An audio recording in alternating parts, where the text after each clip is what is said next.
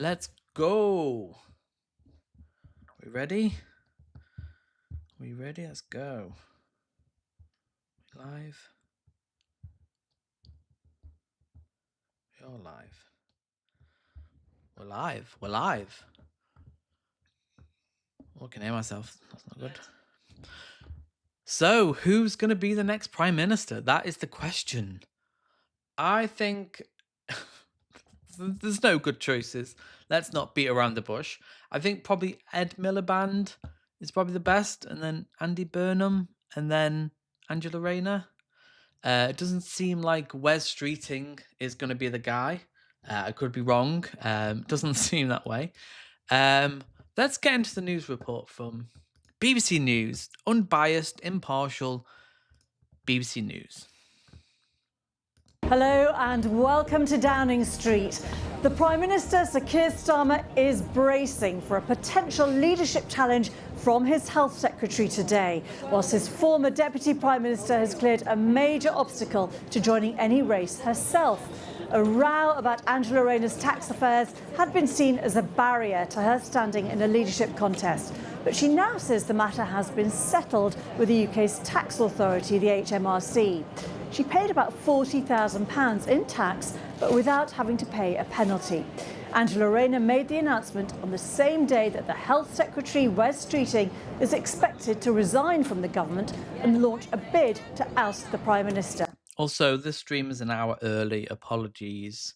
I've just had my dinner and I just wanted to get straight into it, as it were.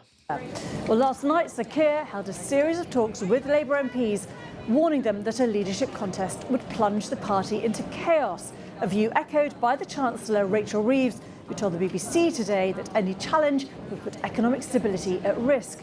She was... Economic stability. We'll get on to that. We'll get on to the huge GPD growth. You know, massive. Are you feeling it in your pocket? Probably not. Reacting to the news that the UK economy grew by more than expected in the first 3 months of the year. Well, we know that the Prime Minister left Downing Street via the back entrance this morning. You can see in the top left-hand corner of these pictures his motorcade. He's now arrived at Parliament. You might also be able to just hear a bit of a marching band behind us. Splendid sound and adding to the mix here in Westminster. A lot to discuss over the coming hours. Let us start with that news that the former Deputy Prime Minister, Angela Rayner, says she has been exonerated of the accusation that she had to This is the news. Deliberately sought to avoid tax. It means that she could now enter any potential race to become the next Labour leader. In an interview with our colleagues at ITV News, Ms Rayner said there needed to be a change within government, but she refused to say whether there should be a change of leader. What's happening in the Labour Party at the moment is we've just had a severe beating off the electorate, and our ministers, our cabinet members, our Prime Minister and our members and our voters are saying things have to change. And some Apologies, Vicky. We're an hour early. Apologies. people say change the leader. Well, some people are saying that. But what I'm saying is the delivery of what we promised the electorate is the most important thing that we need to be concentrating on at the moment. So don't and change the leader. I'm not getting into hypotheticals about leadership at the moment. Angela Rayner also said the Labour mayor... I hate when politicians or anybody, particularly politicians, say, I'm not getting into hypotheticals. Why not? That's your job. You have to speak. I'm not getting into hypotheticals about me potentially becoming the new leader of the Labour Party. Mayor of Manchester, Andy Burnham, should have been able to run for a seat in Westminster and denied doing any kind of deal with him to secure a leadership position. Well, look, I'm not talking about leadership contenders. We've got a leader and it's hypothetical. But I do think it was a mistake to block Andy Burnham. And if Andy Burnham wants to come into Parliament, you know, he should be able to contribute to that. You can understand, though, people are wondering, has a deal been done between you and Andy Burnham that maybe he'll be leader and you'd get a good role in his cabinet, or vice versa? You'd be leader, he could be, I don't know, Chancellor. Has a deal been done between the two of you at all? No. I just think that we should all be working together. I think that's the important thing. I'm not doing deals. or anything like that. I want us to get on with the job. Oh, I don't know. The body language, I'm not doing deals or anything. Oh, we'll see, won't we? Of actually delivering for the people. Extraordinary timing, of course. Well, it all comes as... Yeah, it doesn't really matter who becomes the new prime minister. They're not going to do any radical change. They're not going to do any serious wealth taxes. They're not going to do any serious investment. They're not going to challenge the paradigm. They're going to just kind of seek a little bit of GDP growth and go, look, people, we're richer. The Health Secretary, Wes Streeting, is expected to launch his leadership bid to challenge Sir Keir Starmer in the coming hours. It is not yet known if Mr Streeting has the backing of at least 81 Labour MPs, which he'd need to formally trigger a ballot. The Prime Minister spent yesterday evening trying to shore up support by meeting with MPs and ministers in Parliament, and he warned them that a leadership contest would, in his words, plunge us into chaos. Our political correspondent, Harry Farley, reports. It's less than 2 years since Labour won an enormous election victory. And yet, today's papers reflect a party standing on the brink of challenging its leader. Supporters of the Health Secretary, Wes Streeting, believe he could trigger a contest today. To do that, he needs the backing of 81 Labour MPs. His opponents doubt whether he has that support. We'll soon find out. But Labour's disastrous election results last week and the Prime Minister's response has left Keir Starmer hanging to power by a thread, with the party split on who should lead them. I understand why Keir Starmer now should feel that he should step aside after that defeat, after what happened in those local elections. We now need to try and settle things and move on. And he was right to set out that the public are fed up with status quo politics. But what he did was he gave a status quo speech in response to it. Yeah, I really don't know who is going to win. This could go everywhere. I really don't want Wes Streeting. Wes Streeting would be the worst of all worlds because he is a slimy little piece of shit. Isn't going to implement any positive change. And is just the same old. It's more of the same, and we actually need change. And Labour could be doing really good stuff right now. If maybe Ed Miliband, I think he would be the best. I can't think. Maybe Andy. I know Andy Burnham is the most popular for the Labour membership, but that doesn't mean anything to the Labour Party. So we'll see. What the country wants, I think, is a stable government. They don't want to have this sort of endless recycling prime ministers every 12 months because you have ups and downs. You need prime ministers that can take the long-term decisions for the good of the country and not have to worry about a few weeks of unpopularity. I want you to know that the issue that you've raised is understood. The Greater Manchester Mayor, Andy Burnham, is not yet an MP and needs to be if he wants to run for leader. He was due on his regular Radio Manchester slot today, but last night pulled out, with a spokesperson saying he has to prioritise discussions arising from last week's local elections. Finding and winning a parliamentary seat is a major hurdle he faces. Last night, 2 Manchester MPs, Afzal Khan and Jeff Smith, both denied rumours they are stepping down to allow Andy Burnham to return to Westminster. If he can't do that, some Labour MPs are likely to want a candidate to take on Wes Streeting, with the former Labour leader, Ed Miliband, one name being mentioned. The Prime Minister spent... Yeah, I think Ed Miliband, when you actually see him talk, he kind of answers questions. And he, again, I don't think he could survive it. In the same way Angela Rayner, I don't think could survive the media because there'd just be an onslaught. I think at least Keir Starmer is stubborn and clearly doesn't care. But I think Ed Miliband and Angela Rayner actually care about improving people's lives.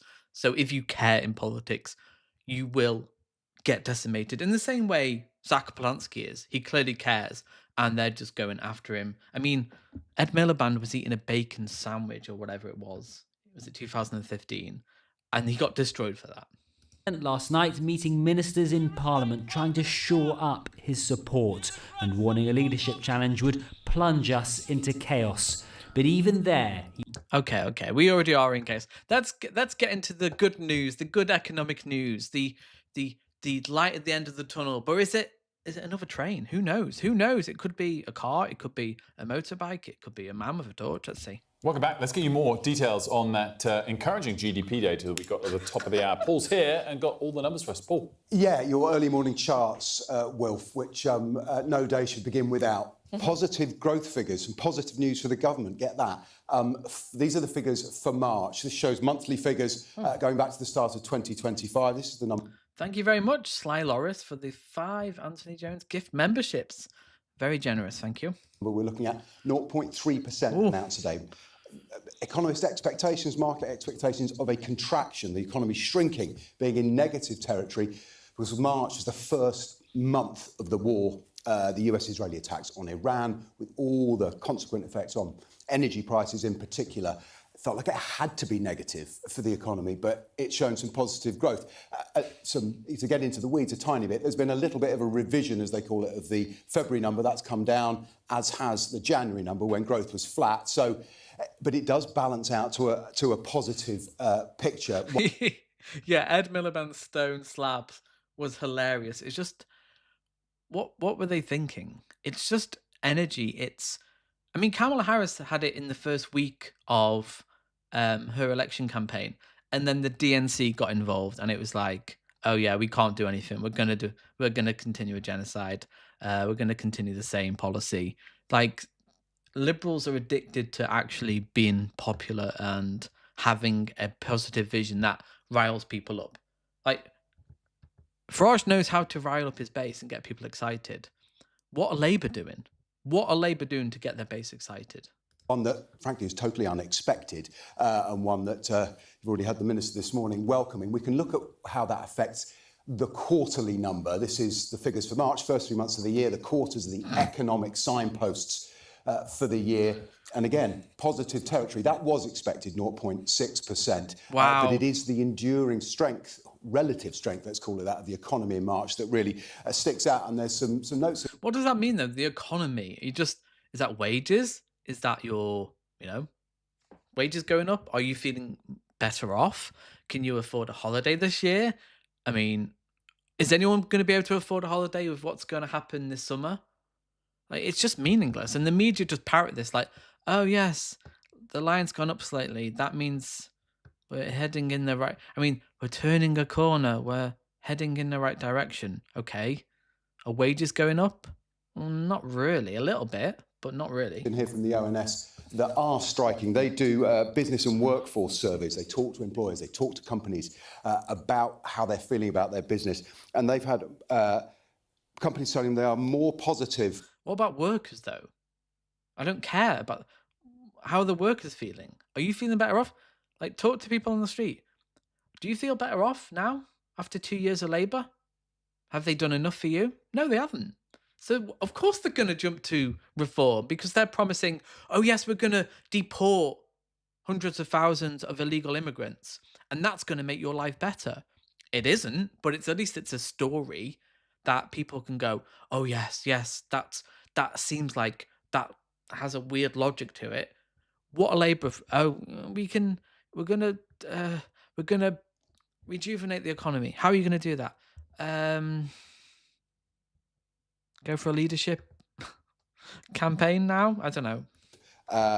About revenue and about their growth in March, and they expected turnover growing and potential redundancies, as they call them, in decline. So they might have been expecting to be laying people off because the economy has been slowing down in the end of last year. But there's some strength there, and we of course have to see. This is month one of the war. We know the inflationary impacts are starting to be felt. Much of the economic impact is still in the post, if you like. But this is some positive news. Definitely, much better than expected for March. Obviously, partly because of the political impacts, we've been looking at borrowing costs. Bond markets aren't open yet, but everyone will be watching that at the open in half an hour's time. Yeah, but who's going to see this money? Not me and you. So no one cares. This is just, okay, great. GDP's gone up 0.6%, and it was 0.1 the last quarter. Great, no one cares. Anyway, let's go on to Hannah Spencer, actually. People are waiting outside. Number 10 there. Is anything happening? Not right now. But let's go on to Hannah Spencer and her second speech in the House of the Parliament. And this is only the second time I have made a speech here, so I hope you will all bear with me if I get any protocols wrong. In my maiden speech, I gave a shout out to the many professions and communities that haven't been well represented here in Parliament in the past, and I made a promise to help give them a voice. And today it feels especially important to keep that promise because there's sadly not enough in the King's speech that is going to make their lives significantly better. And that is why us Greens have tabled a reasoned amendment for all the people working hard or to raise a family or to just get through each day. Because Where is everyone? everyone deserves a safety net and a chance to get ahead. For everyone who wants things to be different. And 1 in 3 households in Gorton and Denton live in fuel poverty. And the UK has got some of the leakiest homes in Europe, and I know that because I have worked on thousands of them in my last job as a plumber. And so if we want to cut energy bills for good, we really do need a properly funded and a properly regulated national home insulation scheme and to go even bigger on renewable energy. And that is where investment should be going, not into nuclear power. And the King's speech includes some steps in the right direction, but it is nothing like the transformative, progressive programme that this moment demands. It doesn't rise to the climate and nature crisis that is happening now, and that's a crisis that can't be separated from the inequality and cost of living crises that are happening too. Because it is always the poorest people. No, the GDP went up 0.6 in the last quarter, Hannah. Come on. People that suffer the most here in our country and around the world. And while certain people will claim that climate action is pushing up bills, we know that that isn't true. And we know that some of the people saying that are being bankrolled by the very companies causing climate destruction and ripping off our constituents. And the representation of the people bill must go further on cleaning up politics because a greener, more affordable, more secure future is possible if you stand up to those vested interests. And if we're prepared to admit that obscene wealth is damaging our country. And people out there are so angry at the gap between the super rich and all the rest of us getting even bigger. And they want something equally big doing about it. They don't want any child to go hungry. And they know that a free hot school meal for every child up to the age of 16 is possible if extreme wealth is taxed fairly. They want public transport to be more affordable, and they know that we could start by giving free bus passes to all the under-22s, again paid for by our tax system being made. Yeah, that's Corbyn in the corner. Fairer. They want everyone to have a roof over their head, to get a doctor's or a dentist appointment without struggle, and for the NHS to be run for the public good, not to line shareholders' pockets. And they know that change is possible if only this government, a Labour government, would tax extreme wealth fairly. Our Green amendment includes new powers to control rents. Greens welcome the changes in the Renters Reform Act and now plans for more social housing. But far too many people are still struggling to pay their rent and make ends meet. So alongside action to bring down energy and water bills, it is time to get a grip on the cost of renting too. And now I was elected to give a voice to a politics that truly represents everyone. This is the first King's speech I've been in Parliament to hear, and honestly, what I'm hearing isn't going to give everyone the meaningful change that we and they all know is possible. So Greens will have no hesitation to use our individual and collective voices over the coming months, to welcome progress when it's made, but crucially to demand the change that people were promised and the change that people deserve to have. Thank you. Emily Darlington. Yeah, it's really is strange when you hear Green Party members talk in Parliament because they actually talk about the things that people care about, like wealth inequality. When has Keir Starmer ever spoke about wealth inequality and how people are struggling? He will virtue signal towards it. He'll be like, oh, we're gonna help families and stuff. But what meaningful change has he done? Okay, little £150 off energy bills. Okay, that's nothing today. £150 will get you. I mean, what would it get you? A pair of Doc Martens. That's it. Okay, great. You don't get an extra pair of Doc Martens this year. Wonderful. Let's go back to this. Let's see this. News for Keir Starmer today, and he may need it because it looks like today could be the day as the Labour Party teeters on the brink of a leadership contest. The Prime Minister has warned that a contest would plunge the party into chaos as he faces... I love it. Just like, oh yes, we're not in chaos. Labour are stable and strong and stable. Zach doesn't love you. Zach does love me, actually. He emailed me last week saying, no, what do you call it in an email? No subject, just typed, I love you. There's a potential challenge from his Health Secretary, Wes Streeting, and maybe others. Well, this morning, Angela Rayner says she's been cleared of deliberate wrongdoing by HMRC following an investigation into her tax affairs, paving the way for her to be able to run for the leadership. And later today, we could see Wes Streeting possibly resigning and pulling the trigger to launch a contest. Well, there's a lot moving already this morning. We'll keep you right up to date throughout it. First, it's worth just looking at the statement given by Angela Rayner. So this is an interview with The Guardian. She was asked directly if she's going to run. She said, whatever role I can play, I will keep pushing and pushing hard.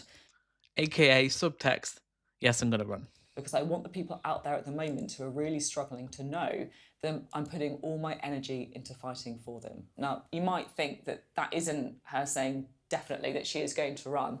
But I think if you're asked again, repeatedly, by both the ITV and The Guardian, if you're going to run, and she just says, I want to be a team player, but I want to make sure we do the right thing and have the change, I think that is a pretty clear signal from her that she is prepared to be the candidate at the left. And also asked whether or not Keir Starmer should be stepping aside and not saying, well, he's going to have to think about it. So, it is not the significant support that she could have offered. But the other thing that's just interesting about this, clearly she still failed to pay the tax. There's no change in the judgment from HMRC and has had to repay tax that she underpaid. We were waiting for this further judgment from the HMRC as to whether it might have been deliberate, whether or not there was a further penalty, a punishment penalty on top of the underpaid tax. What extraordinary timing. I know, I can't get over the timing. What's going on? Which, I don't know. Either she already had this and sat on it until a convenient moment, or unbelievably coincidental timing. Yeah, that's a good point. Politics are no longer about economic issues. It hasn't been about economics for like 20 years. It's all like micro politics about people's lives. Like the Tories ban kids smoking who were born after 2008. It's just like, what does Starmer actually propose economically? What's his economic vision for the UK?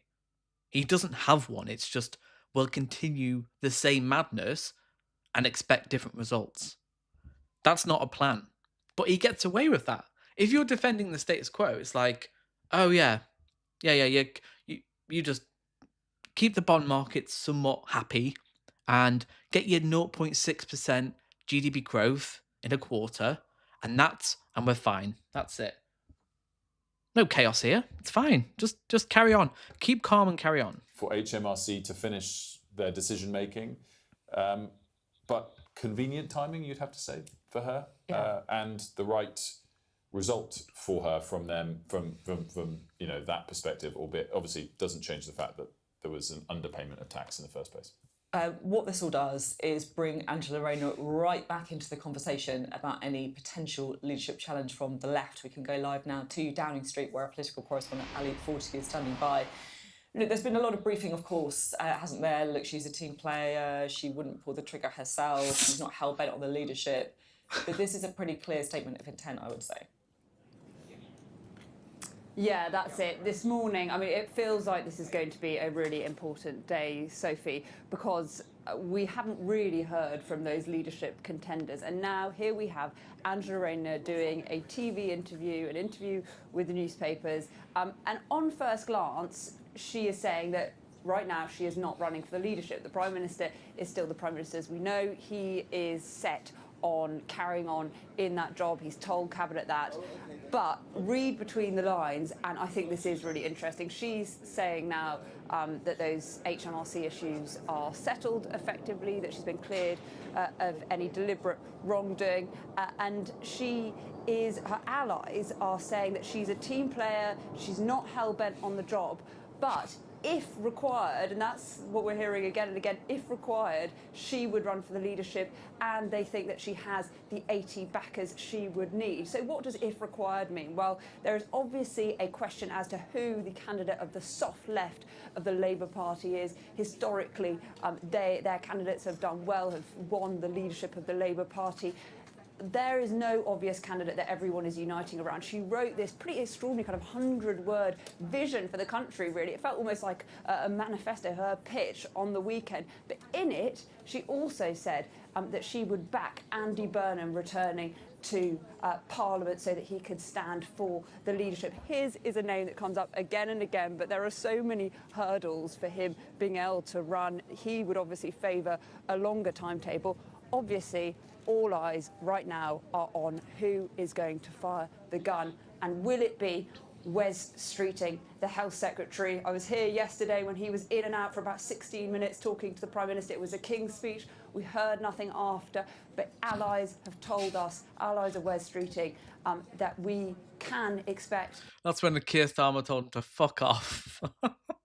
They think he is going to resign and he is going to launch a leadership challenge against the Prime Minister. So things now could move quite quickly. What are we going to see from the Prime Minister? That is a key question, because yesterday I understand he was talking to ministers. He was again defiant, saying that a challenge from Wes Streeting would not be for the greater good of the country. Are we in a situation where the Prime Minister manages to fight off, and on the weekend they were saying the Prime Minister would fight any leadership challenge, where he manages to fight off Wes Streeting in the way that John Major did with John Redwood, and ends up in a stronger position, carrying on for longer? Or do we get an all-out leadership race? There are lots of different ways this could go. No leadership, I need to remind you, no leadership contest has been launched yet. The Prime Minister is still the Prime Minister. No one in Cabinet is resigned.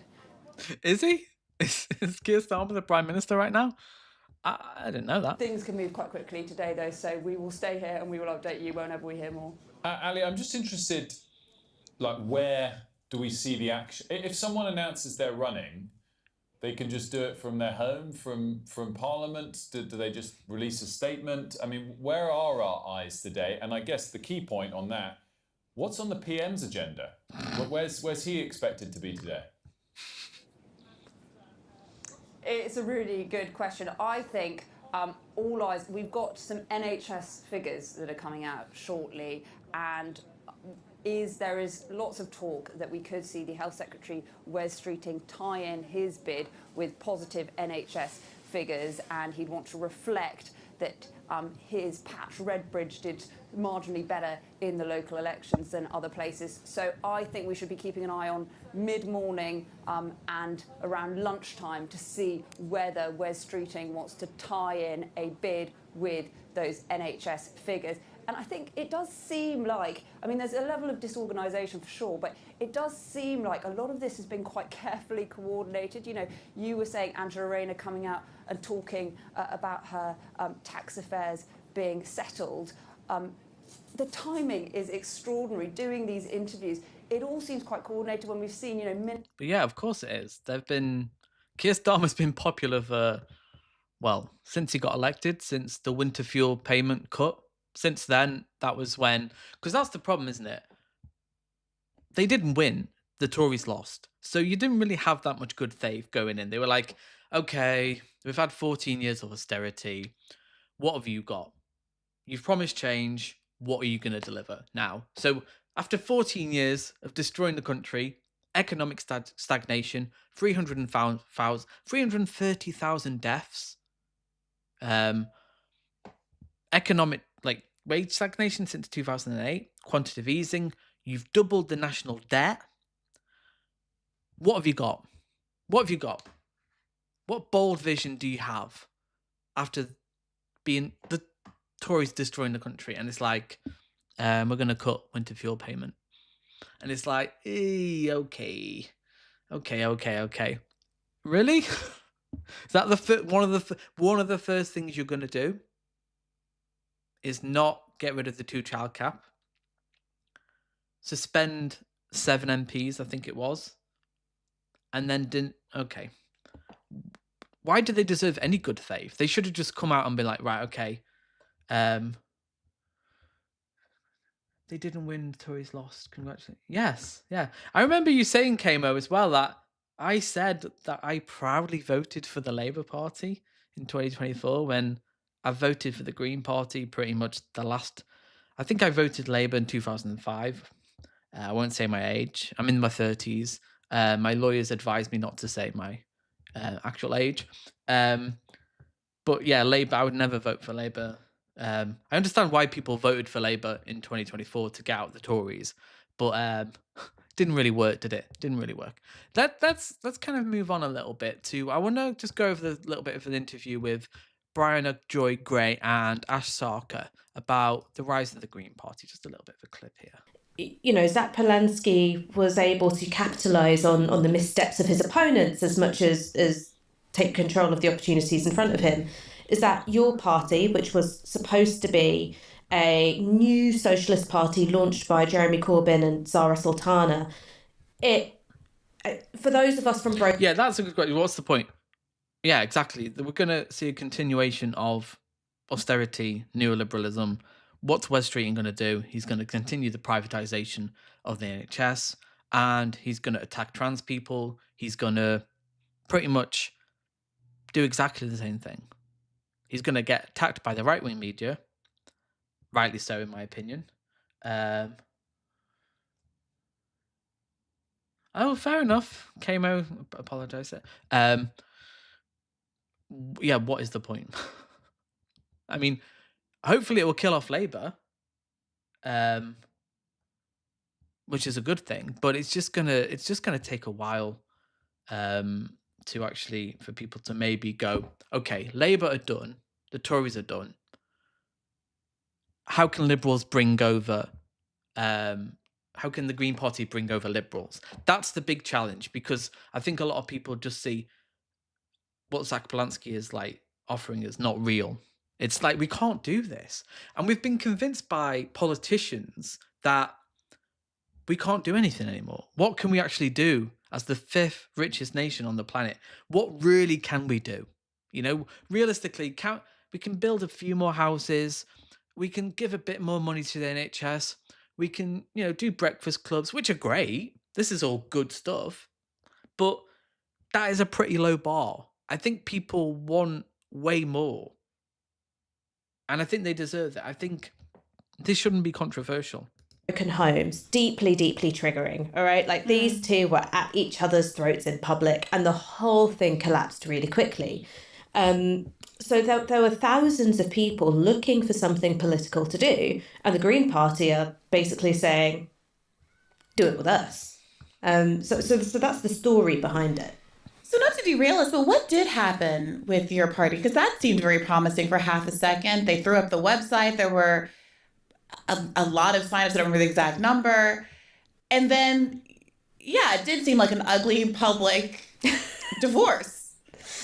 Oh, yeah. I mean, look, there's a lot of different takes on what went wrong. This one is mine. I think that the fundamental problem is that you've got these two individuals. You've got Jeremy Corbyn and Zara Sultana. And it's almost like an avoidant, anxious dynamic. You've got Jeremy, who in moments of high conflict tends to disappear. And you've got Zara in moments of high conflict. She's just lurching from tactic to tactic. So around Jeremy Corbyn is a team of people who've been really shaped by a Labour Party way of doing things. Deeply factional, lots of backroom deals, and it's quite command and control. And Zara says, and I believe her, that she felt herself being frozen out. But as that was happening, rather than taking time and going, okay, I'm being frozen out, but as soon as the membership enters into play. We open up a membership portal, blah, blah, blah, blah. I'm going to have some power and some leverage. Instead, she was like, I'm just going to make some unilateral moves which are seemingly designed to destroy trust. So one was unilaterally announcing the launch of your party and announcing that herself and Jeremy were co-leaders. This wasn't something Jeremy had necessarily agreed to. And then the second thing was she launched a membership portal a couple of months after that, where she would be in control of the data and the money. So trust between these two camps irrevocably broke down. And there are people who would say there are political differences, right? There are differences on how strong should you be on anti-Zionism, what kind of people should be able to join the party and be MPs, what about LGBT rights? I actually think all of these differences were ways to try and differentiate when the conflict was rooted in something else. So these are sort of like post-fact ways of trying to draw lines of differentiation, but the origins were in this breakdown of trust.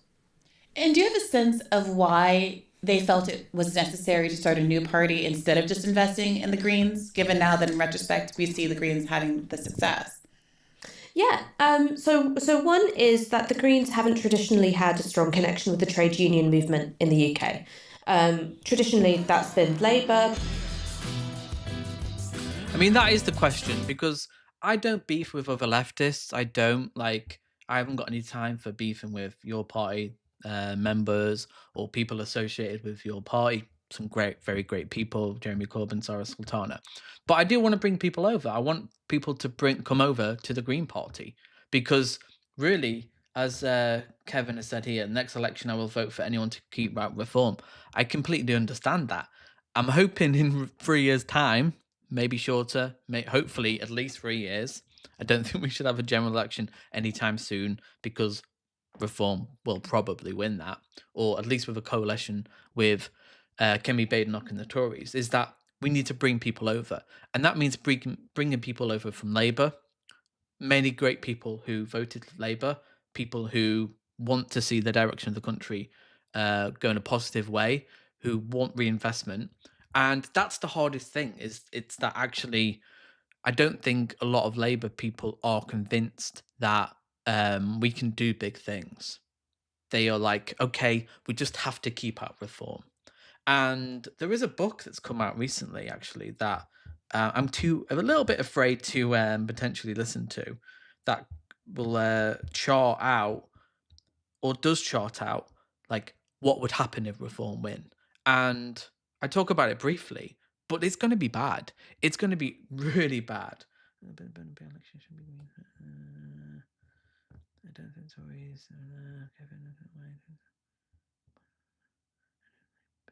My God, too many 50 days. Every day I see Facebook people saying we should be more compassionate to reform to get and change party. Yeah, I think it's really complicated. There is no easy answer to this of how you bring people over from reform, because I think a good proportion you can. Actually, I think at least 70%, 60, 70%. I think you're going to have 20% ideologically racist who want fascism, who are committed to the project of beating on brown people, trans people, marginalized community. But I think a lot of people just want change. It's vibes. 90% of people's politics, left or right, is vibes based. Even leftists like kind of go on vibes. Like they're not necessarily involved in economic theory, political theory, and like epistemological arguments for or against a position. And I think we have to tap into that. And I think I've had it over the last 8 or 9 months or so. Understand how politics works. I don't need lessons. Okay, fair enough. That's kind of thrown me a bit. Yeah, I've had so many people in the comments, right wingers, say that I actually kind of like Zach.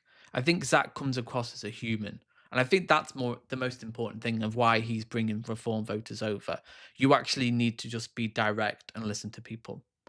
And I know that is hard. I think that's really a challenge for a lot of people to talk to reform voters who often do have abhorrent views, who are racist, reactionary, often homophobic, transphobic, and have a conversation.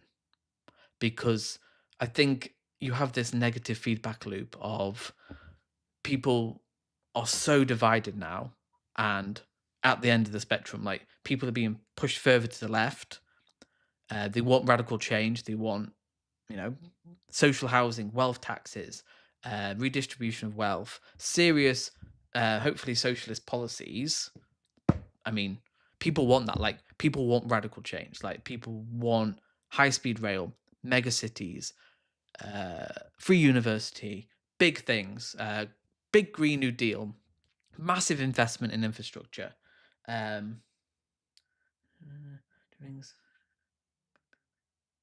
Do you think Greens should cut a deal with Burnham if he runs in a by-election, demand PR?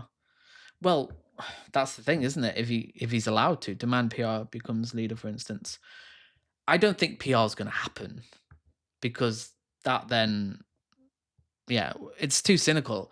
Starmer would never do that, and I just don't think maybe Andy Burnham would do it. Maybe he would, and we would have a coalition then, hopefully between the Green Party, Lib Dems, and Labour, or maybe a coalition on the right.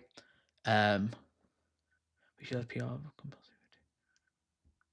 Yeah, I think PR is the way forward out of this, really, and we need the person who is going to do that more than anyone. I think maybe Ed Miliband would be open to that.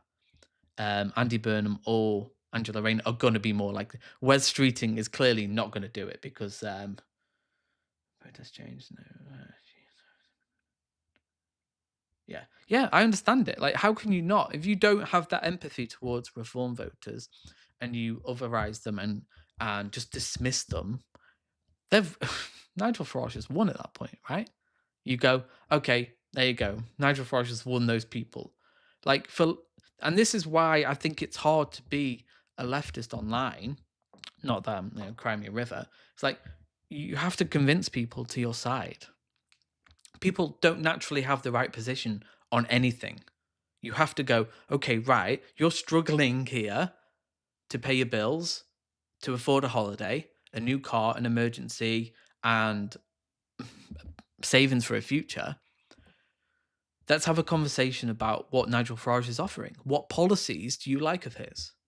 And when actually you have these conversations, you see it on Canary do it, like, it's vibes. It's like, oh, we just don't want Labour in. And it's okay. That means we can convince these people, surely. That's the point when we go, okay, instead of calling these people idiots and going, really, you don't know the policies, which is very easy to do, you go, actually, yeah, we want wealth taxes.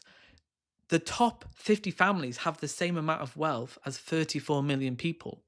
Half of British, 34 million people.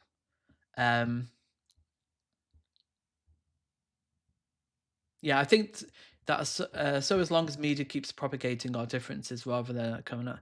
I think the problem isn't necessarily, well, media is the problem because it just replicates tabloid discourse and reinforce. It's kind of what people listen to. It's your Paul Forbes, it's grifters online, trigonometry, Piers Morgan. These are the people I think are worse because it seems like because they have that veneer of independence. Joe Rogan famously led to the point where, like, he was pretty instrumental in the election of Donald Trump. That interview got millions of views. That mainstream media, like, we need that on the left. And that's why I think figures like Jimmy the Giant, Turn Left Media, Helena from No Justice, Navarro Media, Double Down News, these are the people we should be supporting. And if you can, I think Navarro Media are doing like a project of trying to get more people to fund. If you can afford it, give them money, because even if you give a couple of quid a month to Navarro Media or Turn Left, an upcoming media, friend of the channel, like, give them a couple of quid. Like, if 1,000 people give Turn Left Media a couple of quid a month, like, that pays for a lot of people and equipment and resources to go out and shoot stuff. So I would encourage you, if you can, I mean, this isn't, I'm not a salesman, but fund these things because this is the problem. It's the media environment. We don't have the media environment. Like, what big leftists are there? Really? Like Hassan Piker in America. You got the Majority Report. I mean, there are a few. There are big people. Who is there in the UK? You got Owen Jones, who's great, wonderful. He is. Like Novara Media. What other big channels? Double Down, I'd say big. It's tiny, really. It's tiny. And that's where we I don't want to be doomer because I don't think it helps, but we need that media environment. And you look at the ecosystem of the right-wing media, and there's so many like people on the right. This is why I started my channel, because I consider myself almost like a right-wing channel, and that I'm just a normal guy talking about this shit. I'm not very, I'm not as well informed as people like Owen Jones.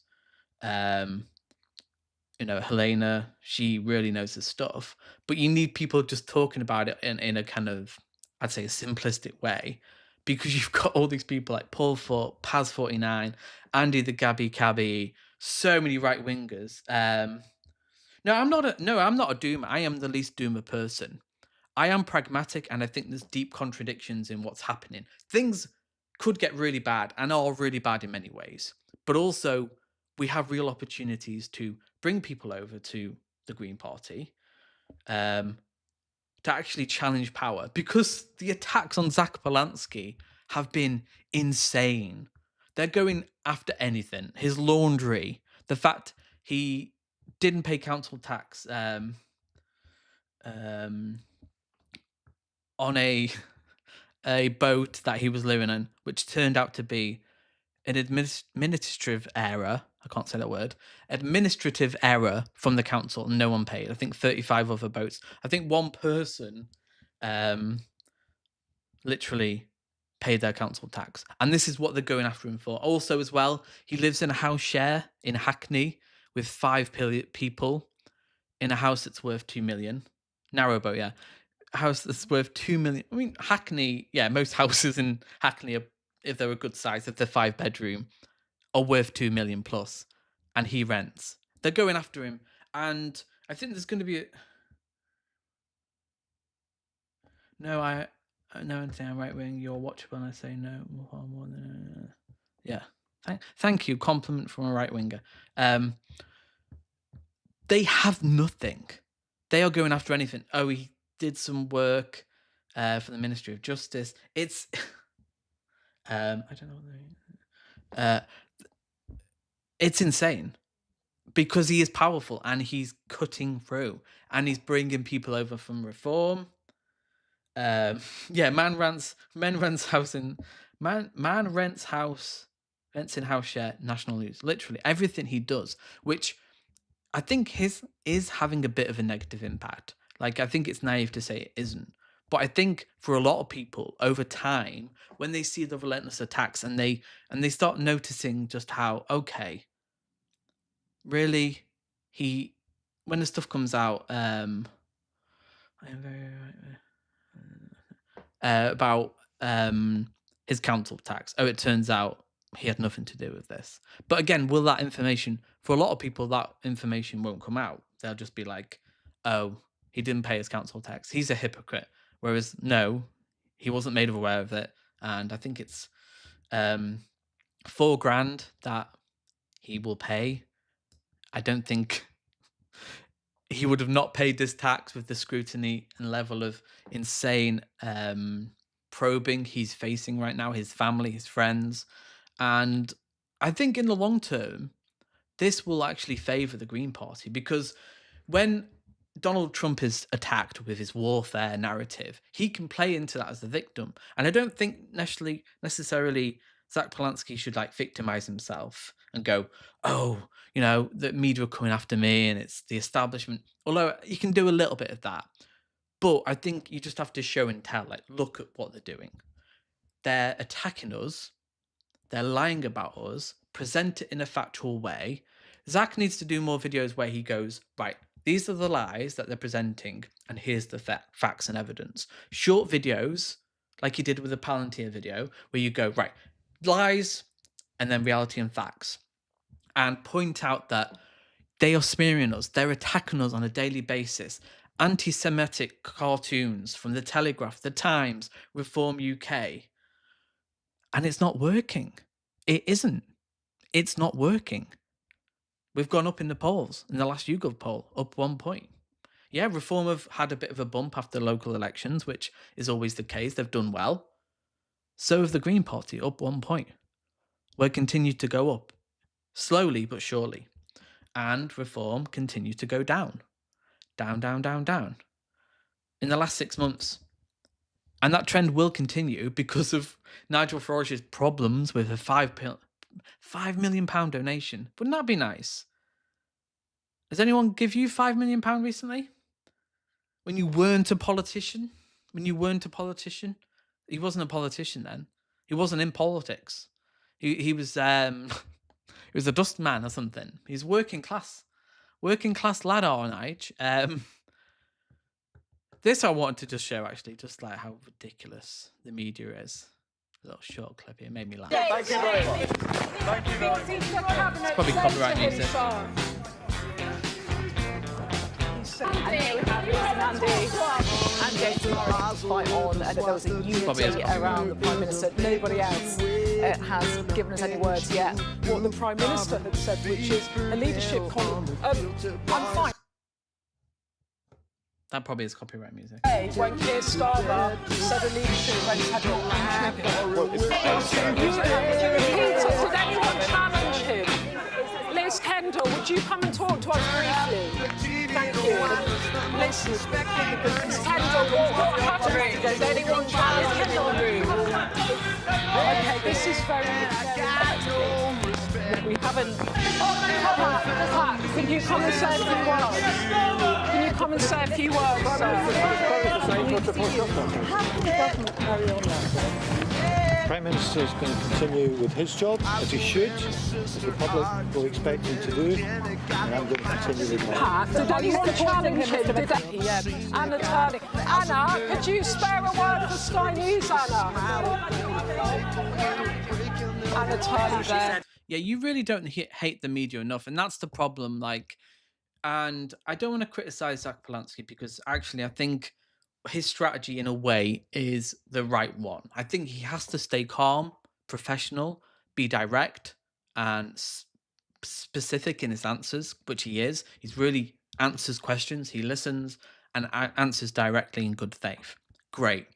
But sometimes you have to be on the attack. And they say the best defense is an offense. And I think there's a point now where Zach Polanski needs to lawyer up.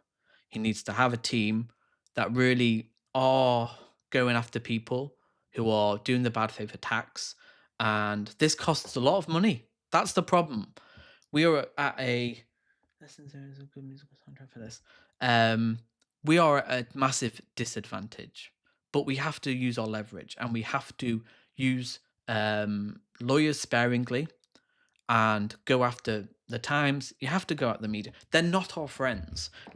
I don't really show my deep antipathy towards the media on a daily basis, but you really should hate these people, and people do. When Zach Polanski said, and this is why people hate the media, to Ed Balls and Susanna Reid, it's true, and we have to leverage that. We have to leverage everything we've got, and that's the anti-corporate sentiment at the heart of Reform UK. They hate big business as much as you do. They know it. That's the thing. It's latent. It's latent knowledge. I think so much of fascism is a discontent, but it's just redirected at the wrong people. They know that the corporate system, that capitalism is failing them, but they blame migrants and trans people. We need to redirect that hate. And that's a job, that's our responsibility. If we want to stop Reform, we don't just go, oh, Reform are going to win. It is what it is. We have to work for it. It's not inevitable that they win. It's not. It really isn't. 3 years is a long time. A lot is going to happen there with Farage, Zach Polanski, the Labour Party, maybe they do go to the left a little bit, which seems unlikely right now, but it could happen. You know, crazier things have happened. And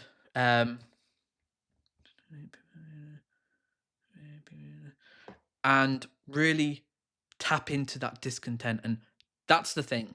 Storytelling is the key. It's emotion. Farage is really good at that. When does he talk about policy? When does he talk about economic theory or okay, we're going to do this? He's just like, I'm not going to overpromise. We'll scrap the 2-child cap. No, we won't. I'll do PR. No, I won't. Drug legalization. Nah, no, thank you. We'll take ownership of Thames Water. No, we won't. He's all over the place. And he can do that. That's the privilege of being a right winger. Farage can say anything. 2 years ago, during the summer, just after the elections, he was like, can't do mass deportations. The media would be on my arse for the next 20 years. Which is true. They would. In a liberal democracy like ours. It's flawed, but it is a liberal democracy. Well, democracy. And now, 2 years later, he's like, oh, okay. Well, Rupert Lowe's left the party. He's getting support from young people and, we're losing members. Let's take the reform ticker offline. And, okay, we're losing members. Not good for anybody. What policy? They do ask... The media are too busy calling him far-right, Tuscan. The media doesn't really call him far-right, though. They don't call him far... Actually, if anything, Nigel Farage has been normalised. Like, his views are acceptable. Like, okay, reducing immigration will help people. Okay, can you bring some evidence to that? Can you give me an example of a country that has benefited from reducing their immigration by reducing spending on welfare, by tax cuts for the wealthy, by austerity? Can you give me an example of a country where these far-right tactics of... Because in America, every time the Republicans have come in, they've ruined the economy, but they have this whole PR mechanism. They go, oh yes, conservatives and the right wing are fiscally prudent, when empirically they're not. The Tories aren't. Historically, it's been the Tories that have ruined the economy, and Labour then have been the ones who've tried to, bring it back a little bit.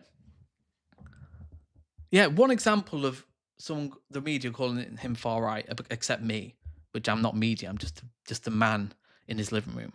It doesn't happen, and I wish they would.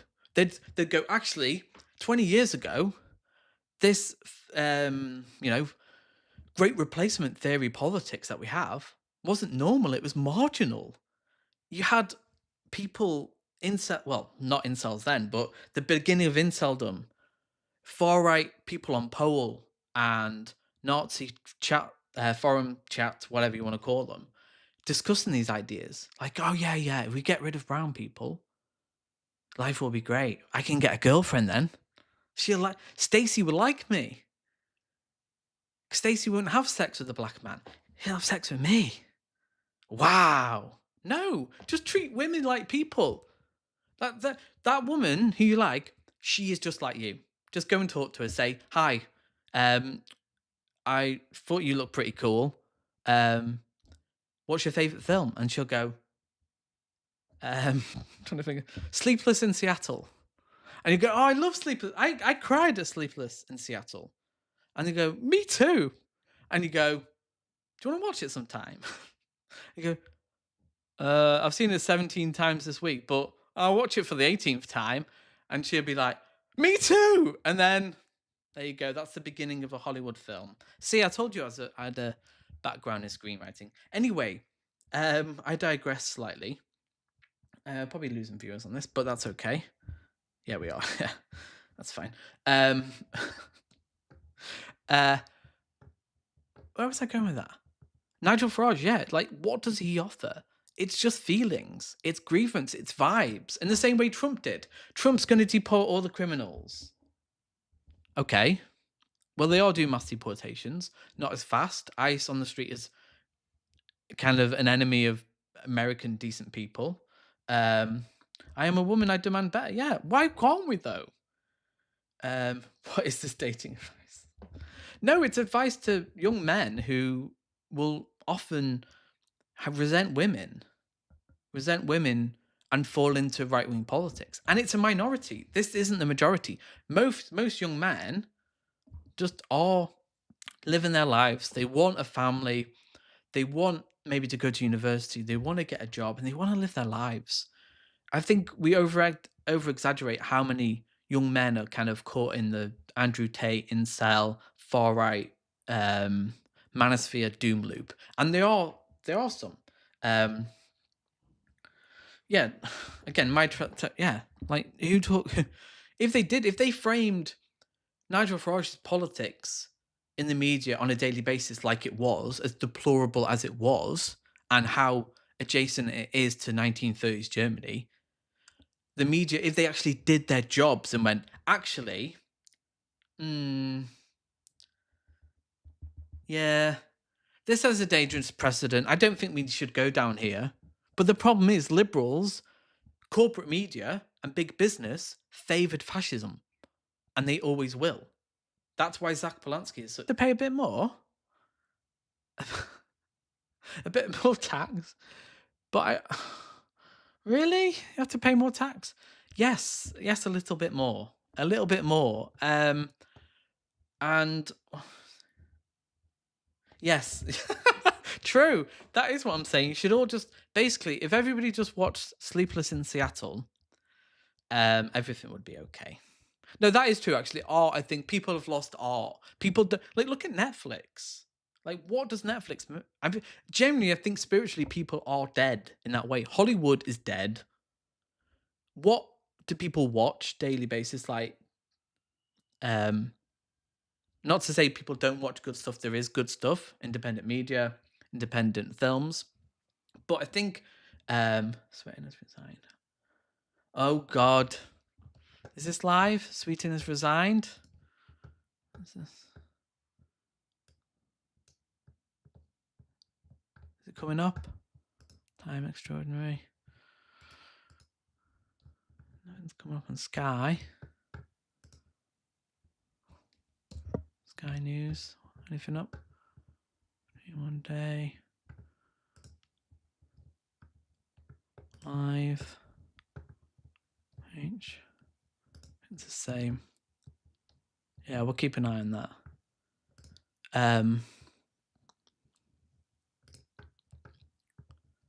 We're breaking Nigel Farage bought. Let's see this. The Reform UK leader, Nigel Farage, bought a £1.4 million property in cash shortly after receiving a £5 million personal gift from a billionaire. Our political correspondent Ali Fortescue is here. Ali, what can you tell us? So, Jane, we have discovered that Nigel Farage, the leader of Reform UK, has bought a £1.42 million property in cash, and that was completed after the £5 million donation gift by Christopher Harborne that's obviously been the subject of a lot of scrutiny.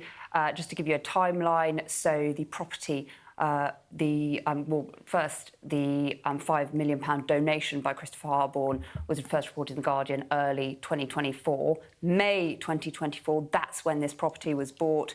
Then the election was called. Then in early June, Nigel Farage said he would stand. He'd changed his mind and he was going to stand for a seat in the general election. Now, a Reform spokesperson has said the offer and process for the purchase of this property commenced before the gift.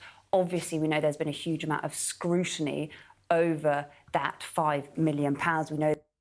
Has there really? Not really. I mean, they are investigating it now. Yeah, the question of money laundering is a big question. And this really could go deep because Farage has been in politics for a long time. He's really well connected with the big boys in the far right, in business, in Davos. He's friends of all the... And it could come down. I think a lot of people, there is evidence on this, that a lot of Reform voters want an anti-corporate, anti-bought politician. Most people know that most politicians are bought. Keir Starmer's bought. Kemi Badenoch's bought. Ed Davey, I don't know what his funding situation is, but probably bought. And people want their politicians to work for them. even if they want bad things, which Reform do. But the problem is they don't. And that's where we need to convince people. That's where we need to talk to Reform voters. And that means we've all got a responsibility to talk to our families and listen to them. That's it. Try not to judge them because they're shut down and they'll double down. They'll double down more and be like, well, Farage, well, he's the best one. Okay. Fair enough. Yeah, maybe he is. Maybe he is better than Keir Starmer. But what is he actually going to do? What policies in Reform UK are going to improve your lives? And that's the question we should just be continually asking these people. And and they can't answer that question. And then keep having that question like, okay, who funds Nigel Farage? Have you heard of Christopher Harbour? And have a conversation about that. 5 million? What's he need that for? Why is he didn't declare it? Just having these questions. Yeah, Wes Streeton's resigned. I don't think he's going to be. I don't think he's going to be better than Keir Starmer. I think he's going to be worse. Keir Starmer is awful. He's unlikable, uncharismatic, not very effective at communicating. Doesn't have a vision. He was a puppet of McSweeney. The political instincts of a potato. So Wes Streeting is also just a bad person, I think. So we're going to see a continuation on that.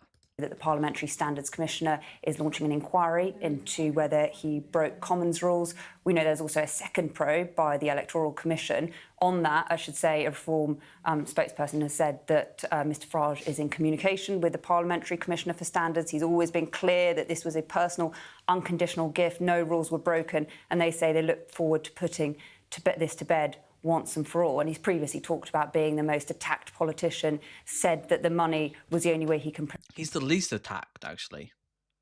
If you think about the last at least 10 years since Brexit, before Brexit, 2014, 15, he is the least attacked politician, really, I think. Honestly, I think in the last 9 to 10 months, Zach Polanski alone has had more media scrutiny than any politician over the last 10 years. If Nigel Farage had the same treatment of Zach Polanski, he would not be as prominent as he is now. And that's on the media. That's on the establishment and the same with Trump as well. In 2016, just before he was going to be elected in November, Jane Doe was going to come out with her allegations of what he allegedly did to a 14-year-old girl in the summer of 1994 in New York in Jeffrey Epstein's apartment. Her lawyer had death threats against her, and they cancelled the press conference. If the media would have done their job in 2016, our world would be a completely different place right now. You wouldn't have had Donald Trump. They actually thought when Donald Trump said grab him by the pussy was caught on a live hot mic, they thought it was over. Their team shut themselves. They were like, oh, fuck, this is over. And then the media were kind of like, okay. But it's Donald Trump, isn't it? He's orange. That's what he looks like he would say. And they were like, oh, shit. Oh, we're going to probably win this. And they didn't even expect to win it. And now this is the world we're in. Worry about yourself and stop telling them what to do. I hate my father. So, yeah, the media environment is the main problem. And it's only going to get worse for Zach Polanski. And we have to have his back. We have to. Like, it's easy to criticize Zach Polanski and say, oh, he's apologizing too much. He needs to be firmer. The people that voted for...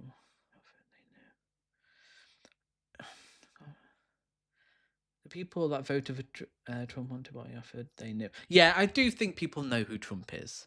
And I think he kind of embodies this, like, untamed kind of just rule breaking. He just embodies the worst elements of being a human.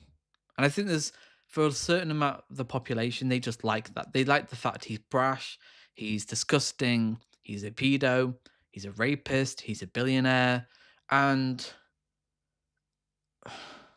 I don't understand it. I will never understand why someone like that is attractive. So I can explain it intellectually, but I can't say, oh, I do think Zach needs to be a psycho though. I do think, because I think Zach is a warrior. I think Zach is a fighter. I think Zach is made of sterner stuff, because you don't know. Like, I've had a little sliver over the last 2 or 3 years of like people just daily kind of on a daily basis commenting on how you look, criticizing what you say, which is fine, abusing you, just saying stuff that's like a little bit nasty, a little bit mean. And there's a certain point where you become immune to it. Zach Polanski is having that right now more than most people will have in their lifetime. Over the last 8 months, he has had more scrutiny. They're going through his knicker drawer, they're going through his bins, they're going through his mother's bins, his mother's knicker drawer, and they've got nothing really. They've got a few little tidbits that are, you know, okay, not ideal. I mean, the Sun article, not ideal, but not really anything big. His Red Cross thing, nothing burger. Council tax, nothing burger. And that's it. And this is why we can't let them break us down. That's the thing.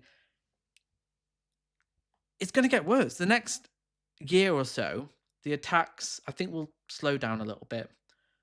But they are going to ramp up. Maybe other things come out, like, you know, maybe Zach Polanski had a paper round and he didn't deliver one paper one time, and that person was really upset about it. And I'm sure that'll be on the front of the Daily Mail. And when that happens, which it will, in 2 years, we have to be ready for it and just be like, unfortunately, Zach was ill that day. He had a bit of a cold. He felt a bit run down. It was cold winter, doing a paper round on the winter in November. Zach sincerely apologizes. But seriously, on a serious note, the strategy, there's no black or white on this. Like, there will be times when Zach Polanski really needs to go hard on media. I think he has really good instincts. That's the problem. Like, it's easy for anybody to go, oh, Zach, you need to be more mean. Okay, so you have media being more antagonistic towards him than they already are. But I think he had it pitch perfect on the Ed Balls interview, where clearly from the get-go, it was an antagonistic interview. Ed Balls was frothing at the mouth like the little fuckwit he is. Susanna Reid, obviously, she doesn't want to pay any more tax. And from the get-go, and Zach knew it, and he read the room, and he was like, okay, I'm going to have to bring up Yvette Cooper now. And I think that worked. And I think since then, that's when they actually have ramped up the attacks. When Zach went for them directly and said, this is why people hate the media, it was after then when things really ramped up. This is why I think we have to be cautious with attacking the media. We have to be careful with the fights we pick, because we're at a disadvantage. And I think Zach's done a good thing in just stepping away from the media in the last week or so. I think that's been good for him. I think he needs some rest. He deserves that rest. He, has been working flat out for the last 8 months. And he probably will reassess some things, which I think is natural for him to do. But to be honest, I don't think the media will be nice. But again, there's going to be a certain point where, what else do they have on him? Because over the last 8 months, they've been searching with a fine-tooth comb. They've been gone, right, what? And already, what have they come up with? Nothing. So what are they going to do next? Well, they have started lying about policy. That's the other thing they've had. Before their personal attacks and trying to get dirt on him, it was lying about open border policies. It was lying about wealth taxes. It was lying about, everyone's going to be doing drugs, aren't we? I'm not a drug person, but all of a sudden, Anthony, he does a line before a stream. And it's unacceptable because he is better with having done drugs.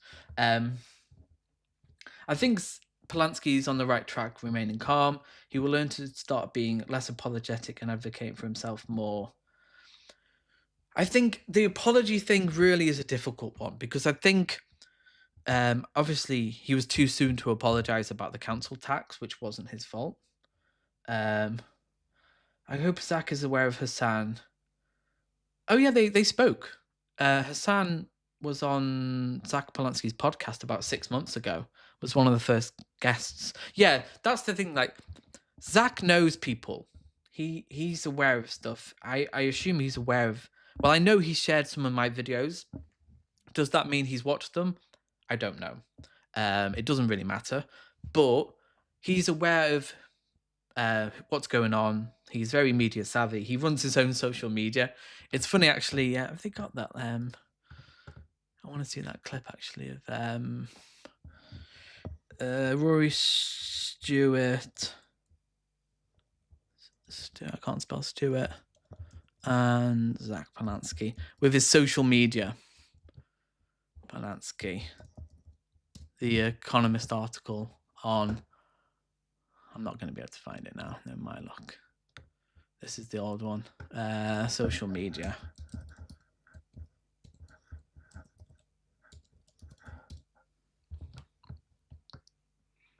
I'm not going to be able to find it now, am I? In the heat of the moment. I mean, this is from the Telegraph. This is disgusting. Anti-Semitism. Yeah, so Zach is pretty prolific on social media. And even they've been going after that. Like, he's liked 35,000 tweets, which is a lot. He do be tweeting, as the kids say. And they talked about link, please. Why it's been because he's just yeah, I think with apologies, I think because people are immune to apologizing now in society. I think for most people in politics and broader society, apologizing is seen as a weakness.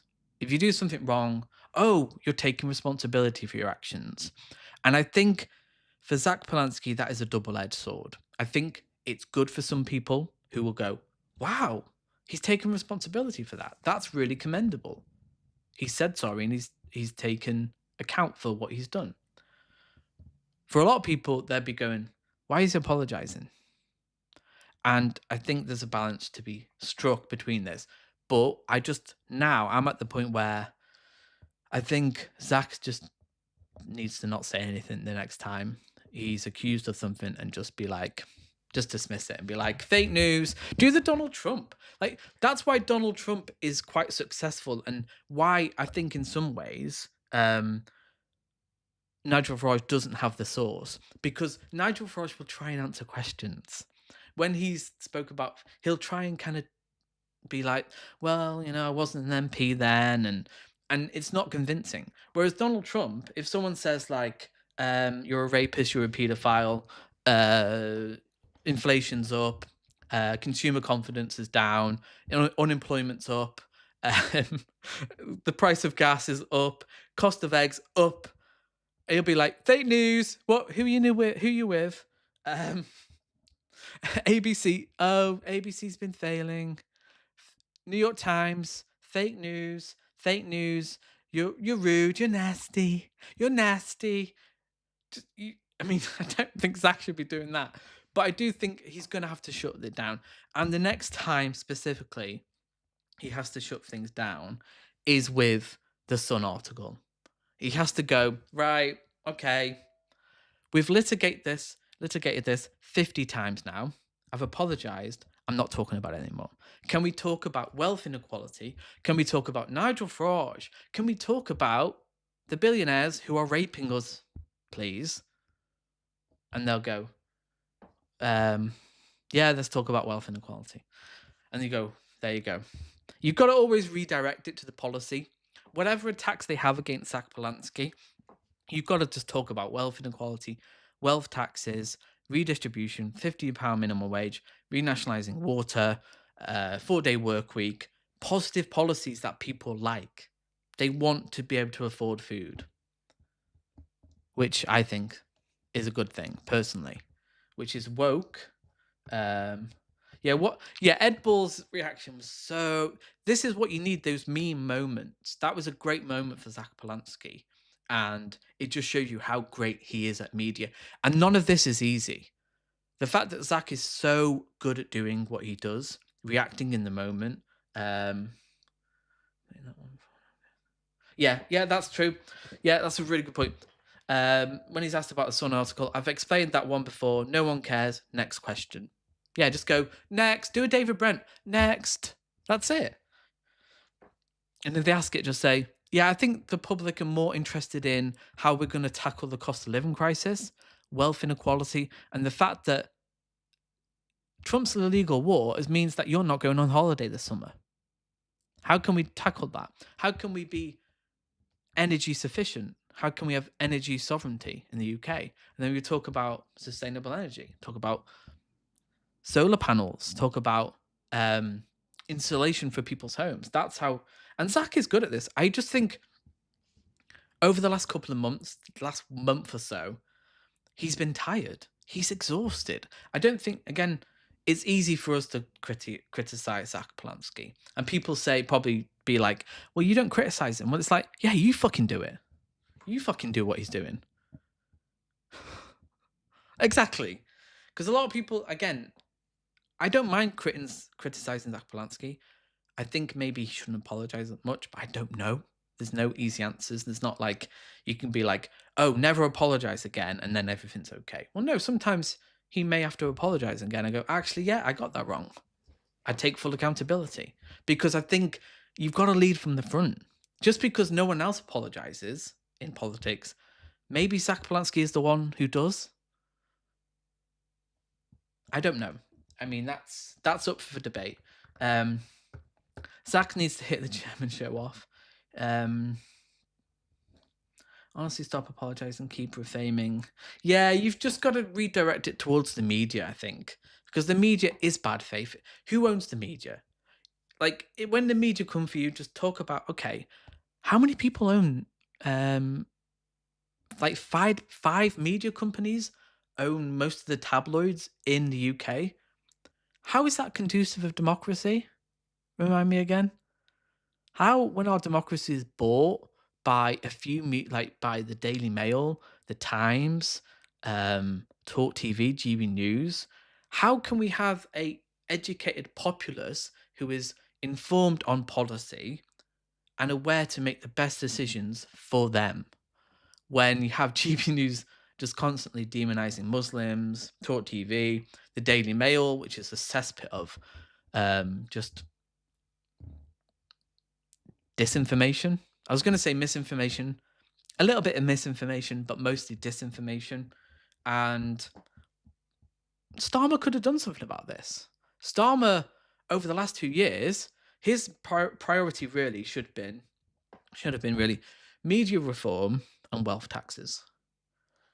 But it's not going to be because he's bought. And that's the problem. That's it. Nigel Farage is bought. He's the most bought politician, in the same way Donald Trump is bought by Elon Musk. Keep attacking the media, but he can't dodge or evade criticism. No, I don't think he dodges or evades criticisms at all. Like, I think he's really good at actually answering questions about criticism. I don't think you dodge it. I think you just gotta, when bad faith questions come about the Sun or whatever, his council tax, which was not his doing, you need to really bring it back to the core issue and your policies that people like. In fact, I apologize.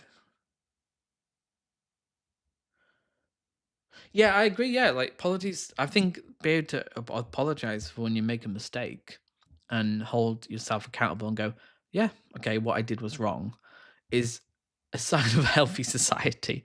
But unfortunately, this is a wider problem actually, where people are afraid to apologize, and go, yeah, um, and go, yeah, actually, yeah, what I did was pretty shitty. I'm going to learn from this. But learning is actually seen as like, actually, what? Nigel Farage is going to learn from his mistakes when he was in Dulwich College at 18? No, he's going to make a career from it. And that's the society we live in, unfortunately, where actually you're not really celebrated for being someone who has empathy, accountability, wants positive things for the working people. Like, oh, no, no, no, no, no, no, no. Yeah, but that's the thing. People know this. People have known forever that we need to get the money out of politics. People say, "Oh, there's too much money in politics." Nah, no, we need to get the money out of politics. That's it. And then when someone comes along and says that, he says, "Should we take the money out of politics?" We're like, "What? But I'm making money now. But I'm in politics. But I need my 5 million donation from Christopher Harborn or whatever." So, yeah, there's just so much against Zach Polanski. And Zach Polanski evades questions about council tax payments, which weren't his responsibility. I mean, the memes are funny about this, to be honest. Like, exclusive, Zach Polanski once pretended he made a dessert for a friend's party, and he actually bought it from M&S. I mean, that's the level we're on right now, isn't it? Where people are kind of like, yeah. Okay, like, did he get a donation? Is he on the Epstein files? Did he say that Israel has the right to cut off water and fuel into Palestine? Let's see if what's going on in the live feed. Let's see. There didn't seem to be anyone coming out. Oh, someone's going in there. I don't know what that is. But one thing I know, Zach Polanski, is that he's just got to keep doing what he's doing and go with his intuition. He's an actor. He's trained to listen to his instincts, his emotions. He's emotionally intelligent. He understands that the media are against him. Yeah.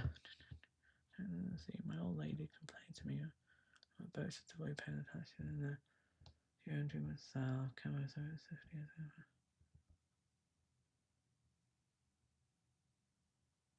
How dare he? I don't even know what M&S is. Yeah, it's really, for me, it's down to Zach Polanski's resilience and bringing other people in. I think Rachel Millward's good. I think she needs to be less kind of like afraid. I think she just needs to build up a confidence, because Zach Polanski's an actor. He's done things. He's been in front of the camera for years. And if you've got those big lights, you've got microphones, you've got people who, like, most people aren't cut out for that environment. And I think the more Rachel Millward talks, the more Martin Ali talks, I think they'll be more impressive. And we've just got to get them out there and kind of get them in the media, really, which is a challenge, because there's a reason why Farage has had so much coverage. It's because he's business as usual. That's it. Business as usual. Of course they're going to amplify him. He's good for clicks. You know, he's controversial. He's divisive. He says not as much now. I think he's aware that needs to be careful of what he says. But historically, he said some pretty stupid things, pretty racist things, pretty clearly doesn't care about British people. And I just hope that this whole thing with the £5 million donation, I just hope it opens up a can of worms that he's unable to put back in. And I think there's a possibility of that. I think there is. If people want to investigate this and people want to litigate this and actually expose Farage for who he is, they can do that. But will they? That's the question. And I don't know. I don't think they will. I think my cynical side says like, oh, he'll probably get away with it. He'll weather this. And that's why, again, we need to have Zach's back. We need to have Zach Polanski's back because Canton Primo get better. Sponsors. Yeah, Zach was on. Yeah, we need. You don't pay council tax on birds. You pay for river license. Yeah, I've heard that you don't pay council tax on narrow boats. Or Zach apparently, or it was perceived that it was included in the rent. But again, it seems like it was an error on the council's part. So I'm not really interested, if I'm honest. They will just do anything they can to try and attack Zach Polanski in the most bad faith way possible. Let's see what's going on. Okay, so this is a little update from Nigel Farage. This is fake news. Fake news, see? Learn from the best. Fake news from his good friend, the pedo Donald Trump. This is fake news by the establishment, which he's part of, by the way. He's a multimillionaire who will protect wealth, capital, London, Wall Street, the billionaire class, the Epstein class. But see, this is the language that it works. Yes, I'm anti-establishment. Where'd you get your £5 million donation from, Nige? Just a crypto billionaire. But I am anti-establishment. Did you go to private school? Yeah. What have you done for work, Nige? Well, I was a trader in London in the early 90s, and then I've been a career politician ever since. You couldn't make this shit up, could you? Establishment media who will do anything to hurt reform as we challenge their cozy consensus. Cozy consensus. It's always vague. Never any specifics, is it? It's like the cozy consensus of something. I had passed proof of funds and the relevant checks before receiving the gift. Sky News did not publish that part of the statement despite knowing the truth. Hard-hitting stuff there. I don't want to read this, but so this is Wes Streeting's famous resignation that we've been hearing of. Okay, so he's going to potentially trigger Aaron Bastani there. Let's see what's going on.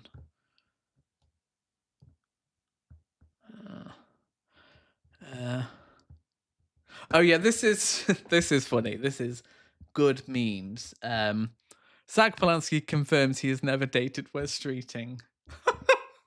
Just imagine if he had, it would be over. Zach Polanski, all that work, all that strong rhetorical skills, all that aura, all that taking it to the establishment. We need to talk about Mamdani, actually. Let's talk a little bit about Mamdani and his balance in the budget. Let's go over a bit of Mamdani. Let me join myself here. If you're enjoying the video or the stream, please subscribe, hit the like button, and talk to people.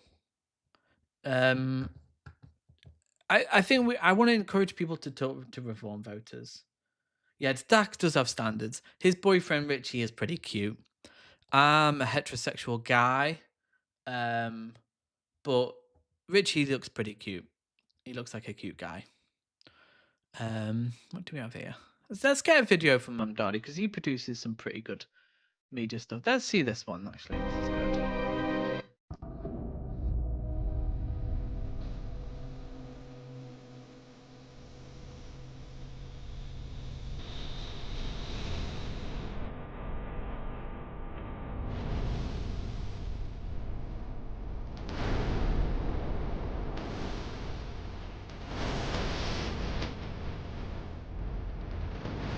Okay, short and sweet. That sounds like Metal Gear Solid soundtrack then. That's a longer one. Let's see if he's got one on balance in the budget. Executive budget. There we go. This is the one. That our city's budget is fully balanced. New York, it's executive budget season, and I'm proud to announce that our city's budget is fully balanced. This budget isn't just about numbers on a page. It determines if our libraries get funded, if a street is safe to cross, if snow is actually shoveled after a storm. And you deserve to know exactly how we got here. We inherited a $12 billion budget deficit. We are speaking about a fiscal crisis at the scale greater than the Great Recession. Was the Great Recession? Great Recession. Many said the only way out of this was slashing services and passing an austerity budget. We rejected that. After months of painstaking work, that deficit is now zero. Our city is now on firm financial ground. We achieved this in two major ways: increasing revenue and support from Albany, and cutting waste and finding savings here in New York City. Thanks to Governor Hochul, State Senate Majority Leader Andrea Stewart-Cousins, Assembly Speaker Carl Hastie, and months of organizing from New Yorkers, we tax the rich. That tax alone will raise $500 million per year. And that's not all. Thanks to Governor Hochul and our partners in Albany, we finally got a better deal for New York City. We're getting billions more from the state to help tackle the gap. At the same time, we've been poring over the city budget to identify savings. We reduced unnecessary overtime and found smarter ways for government to deliver services. This all added up to $1.77 billion in total savings. Our budget isn't just about closing deficits. It's about building a city New Yorkers can actually afford. On day 8 of our administration, we announced a historic partnership with Governor Hochul to finally deliver universal childcare. That's $1.2 billion in new funding from Albany. And this was just the beginning. Investments in citywide trash containerization, cheaper groceries, safer streets, relief for taxi drivers are all on the way. And we're increasing funding for libraries, parks, and cultural institutions. I promise to make sure you were part of this budget process every step of the way. This is your city. These are your tax dollars, and this budget should reflect your priorities. We're proud to put forward a budget for the working people of this city, and we're going to do it again next year, and next year, and next year, and next year. I love that so much because that's what they don't want him to do. They don't want people to realize that there are real solutions, that actually we can affect change, that we can actually do anything other than austerity. We can reinvest, we can cut public spending in appropriate ways, not just slashing benefits or cutting disabled entitlement. There's something we can do. And someone said there, I would love to see a video with Zach and Zara. Yeah, they need to, I think they have had contact with each other. They are in kind of correspondence. But Zoran's media is so goddamn slick. They need the same style, or not style, but a kind of a consistent style of this is the green style. It's I talk about West Street assassination, which is the best. He knows exactly to get messages. Yeah, I think he's so good because he explains stuff. He explains what they're doing, and I think Zach could learn a bit more from that. Like, okay, why are we doing things like these videos, short videos that are really punchy, music, engaging, really embrace that, and kind of really big up the policies on drugs, on minimum wage being £15 an hour, how we renationalize key infrastructure, specifically water, like a video on water, because it's that short form content. I mean, this has had 13 million views.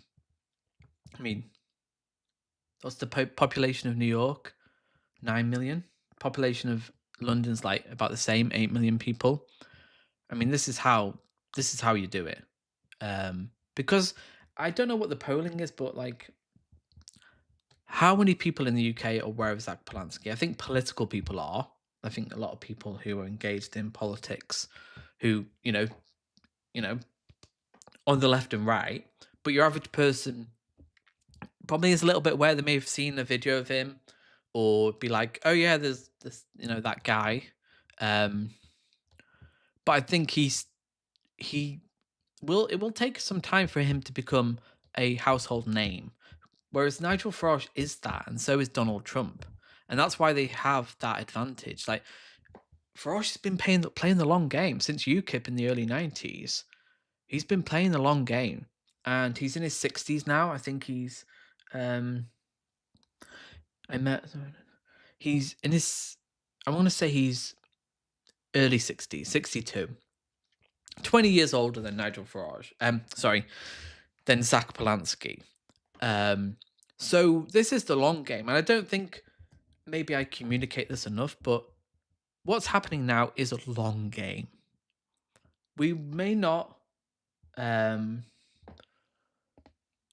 the next general election unless there's a shift to the left of the Labour Party and maybe a coalition between Greens and Labour. Is this up to date? But this is a long game now. This is it. There is 10, 20 years to think. I mean, this is where things maybe take a bit of a turn. Things are going to get bad, I think, in some ways. They already are. And I think there is an argument to keep reform out, but that's just going to delay it. It's the same with the DNC in America. Okay, let's say Gavin Newsom is the next president in 2028. Great. You delay further wealth inequality for another 4 years. And this is why the next 3 years really are the point where we need to build those international alliances between Zoran Mondani, people in Europe, South America, Asia, Australia. We can't do it on our own. Zach Polanski cannot do this on his own. He's a charismatic individual. He's strong. He's competent. He is rhetorically strong. He answers questions in an honest way. People actually, when they're exposed to someone like that, really like it. He is likable. Keir Starmer isn't. And it's all about what's available right now. What are the big parties? Is Labour? Okay. Okay, Labour, you could argue you might vote for them to keep reform out. Great, okay. That will defer a reform government, defer economic catastrophe, defer ecological catastrophe for another few years. Great. Kemi Badenoch, okay, some people will vote for her. People will probably go from reform back to the Tories. And then you have the Green Party and reform. What are reform offering apart from racial animus, which we can't underestimate the power of that in our environment, of constant demonization of brown people? And, well, that's mostly it. Most of what reform gather is racial animus. Which, how do you argue people out of that? Well, you can't. That's the problem. You have to offer the viable alternative. And that's what Zach Polanski's doing. How about AOC running for president? I think AOC is great, but she's just not been as critical of Chuck Schumer, Hakeem Jeffries, the DNC, and what are they doing about Trump? I know they're limited in their power, but I think she needs to be just going after Trump more and really showing that Trump is destroying America. America's in decline and has been for a little while now, and Trump embodies that economic decline because they are so powerful that it's undermined itself. They're in a state where they're so powerful, where they're just declining now. And in a decade or so, China will replace America as the dominant economy. That is happening slowly, but they say about 2040, in 10, 15 years. That's the point now. Like, Zach Polanski is in a real bind, I think, with the civility politics. He's a nice guy. He clearly is a traditional leftist who wants to engage in good faith, who wants just a normal conversation, just We engage, we listen, we have a disagreement, and that's okay.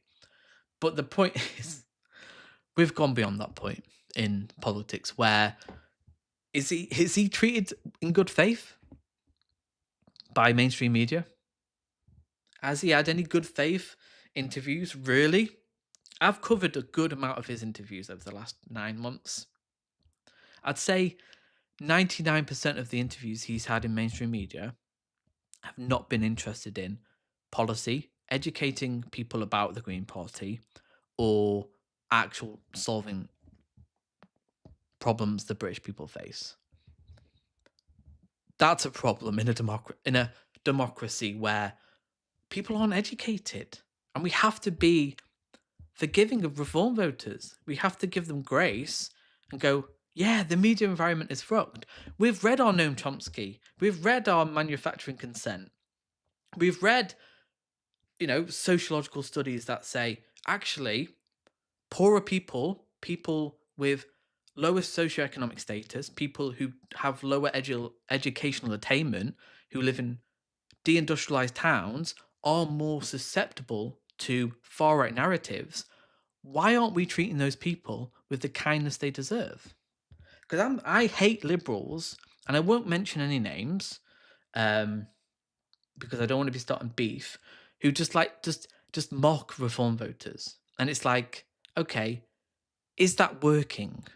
Is that convincing a reform voter to advocate for wealth tax? By saying someone's stupid, whether it's true or not, that's an argument. Thank you very much, Lee. I appreciate your music. I'll say that. No, I think Zach is handsome. Zach is handsome. I think Zach, I don't like commenting on people's appearance. I commented on Robert Peston's wearing a suit of trainers, which I think is abomination and shouldn't be accepted in journalism. But yeah, I think Zach is cute. Again, I'm heterosexual, but I think Zach Polanski's cute. I think Daniel Day-Lewis is hot, and so is what's his name? Mad Max. Tom Hardy. How can you not think Tom Hardy's hot? That's the question. That's where I kind of, that's where my line is. Anyway, what are we talking about? Yeah, there's that civility when it's not. Okay.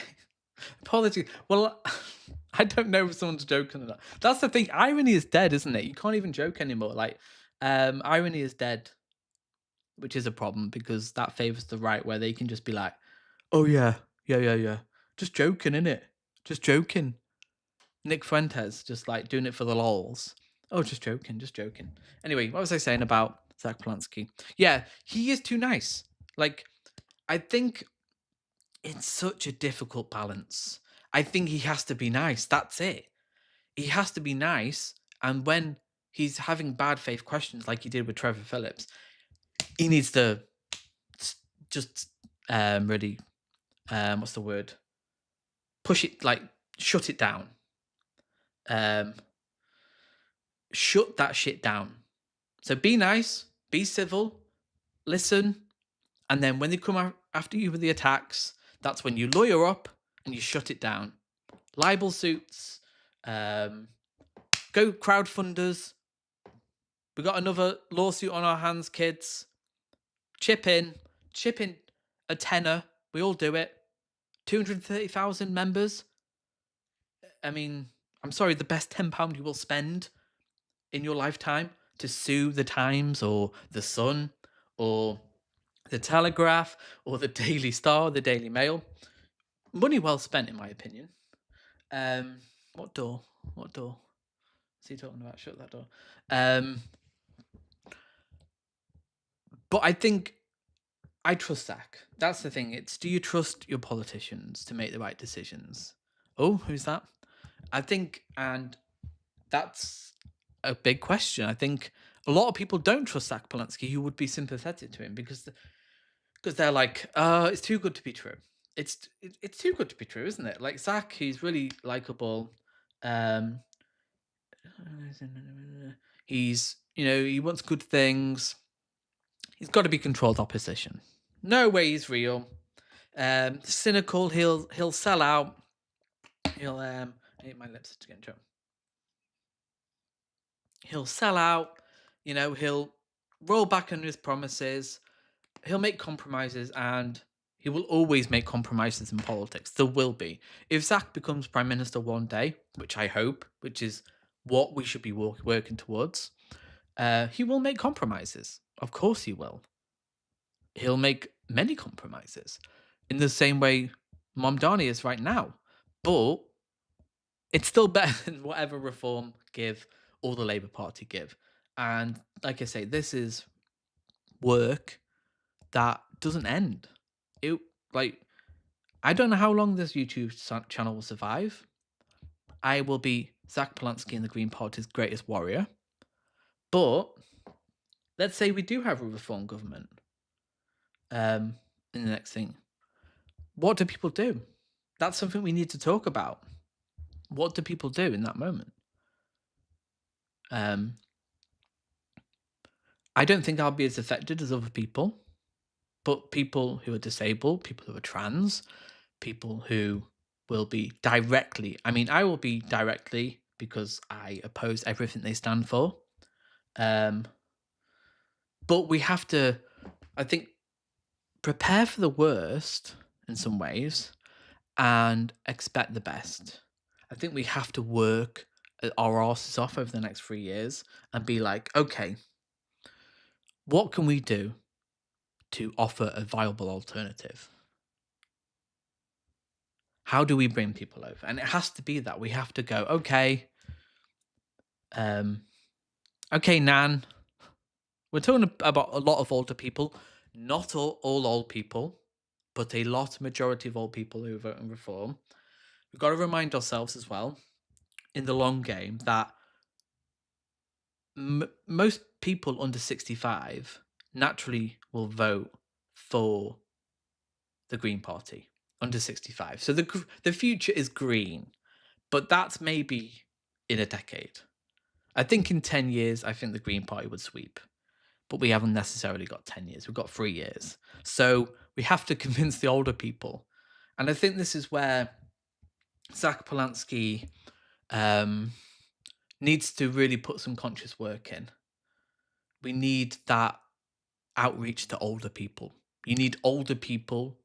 I think Carol Vorderman is great. I think she should get involved. There are people who I think can appeal to older people. Because obviously Nigel Farage, he's in his 60s. He appeals to a certain demographic, certain narratives that are spun by the Daily Mail. And his audience is very clear. Mainly, not always, but mainly white, house owning, people who are not necessarily poor, but somewhere in the middle, English people who have seen their societies change. I've seen wealth inequality increase over the last 40 years. I've seen house prices skyrocket whilst wages stagnate. And they're not necessarily educated enough to understand the broader sociological material conditions that lead to someone like Farage filling in and weaponizing and preying on that fact. So if you don't know that, teach them that. And that's hard. I'm not saying I can do it. I'm a fucking idiot in his living room right now talking about this stuff. But how do we reach those people is hard because they're watching GB News. They're reading the Daily Mail. They're reading the Daily Mail online, which is one of the biggest news websites on the planet. And it is all the media environment. And that's where it does get a bit scary. And we have to be realistic that, okay, maybe we do have a Reform government. Maybe that is something that will happen. And we have to talk about harm reduction there and go, okay, if it does happen, which I think obviously I don't want to happen, we have to work so it doesn't happen. But if it does happen, what are people's plans? Will people move? I think a lot of people probably will. A lot of young people will, which I understand, completely understand. Why wouldn't you? Why wouldn't you at that point? But the question will be, what can they actually get done? And Trump has got a lot of bad stuff done, but there are limits to what they can do. And I think there will be a big limit to what Farage can get done because he doesn't want power. But that's a topic for another time. I think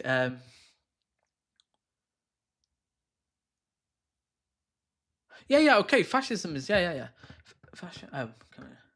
fascism, again, it's a sociological thing. That's the problem. It's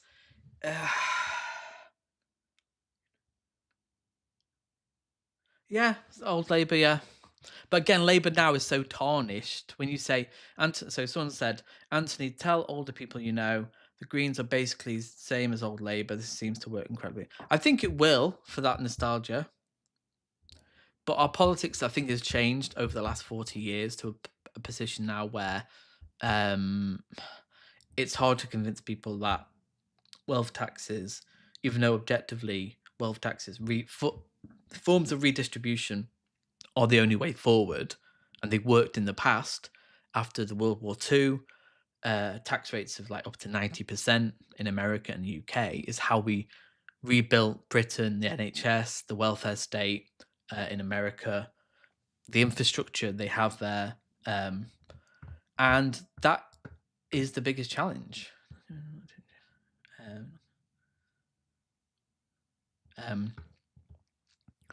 But I think with the fascism thing, how you convince people is talking about broader social tendencies, not labeling people racist. Because once you call someone a racist, they shut down.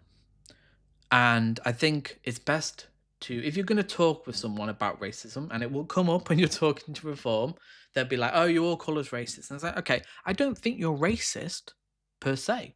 Say, I think you have racist beliefs. Try and have that distance. And you may be like, oh, I'm not doing that. I'm not doing that. I'm not going to pander to them. I'm not going to treat them like children. But we have to have sympathy for them. If we want to bring them over, we have to convince them. And sometimes that means wearing kid gloves. And it's not easy. And I'm not saying everyone should do it. I'm saying if you can have conversations with Reform voting aunties, uncles, your nan, your granddad, and they're like, love Nigel Farage, love him, love Richard Tice, love old little Z Yusuf there, wonderful. Have that conversation. I can't afford a house, Nan. Farage doesn't want to build any more houses. And just have that conversation. I think it is about having that conversation. And it doesn't mean it has to be didactic. You just ask questions and hopefully sow seeds of doubt. I think most people are going to be open to it. Because if they like you, they will. Like, if you're likable, people are more likely to listen to you. That's why Farage is so good. Not Farage, Zach Polanski. And to an extent, Farage. I will give him where credit is due.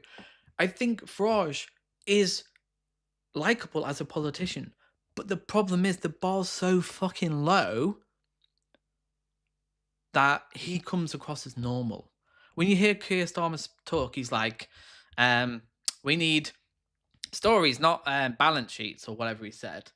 It's like, can you hear Nigel Farage saying that? He's just like, he's got a fucking pint in the pub with his flat cap, hasn't he? And his dog. And he's like, yeah, we'll get rid of them Browns.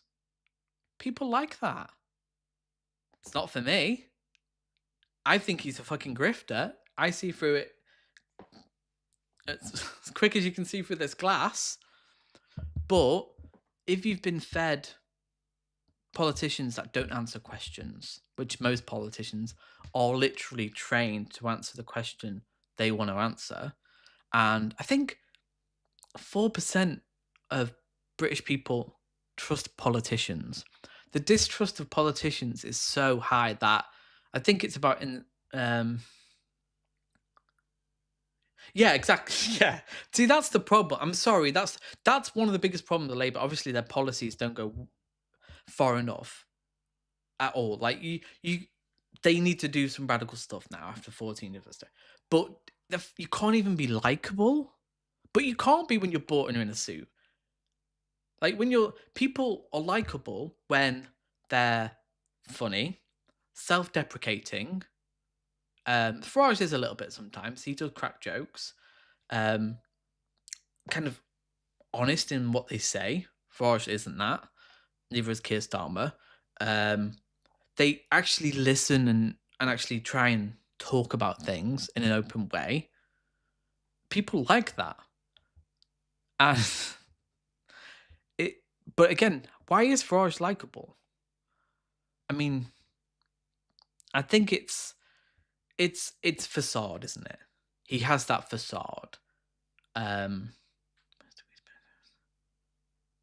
Yeah, I do find Farage easier to watch than Keir Starmer. I do, if I'm being honest. Like, I could watch an hour speech of Nigel Farage. I could not of Keir Starmer because it just reeks of disingenuousness. And at least if you're going to watch Nigel Farage, you're going to hopefully catch him out on one of his lies and go, yes, he's slipped up there. He's made a dog whistle. For me, that's something to analyse and go, oh yes, he's said an accidental truth there. Oh, he is going to privatise the NHS. Oh, he is going to deport,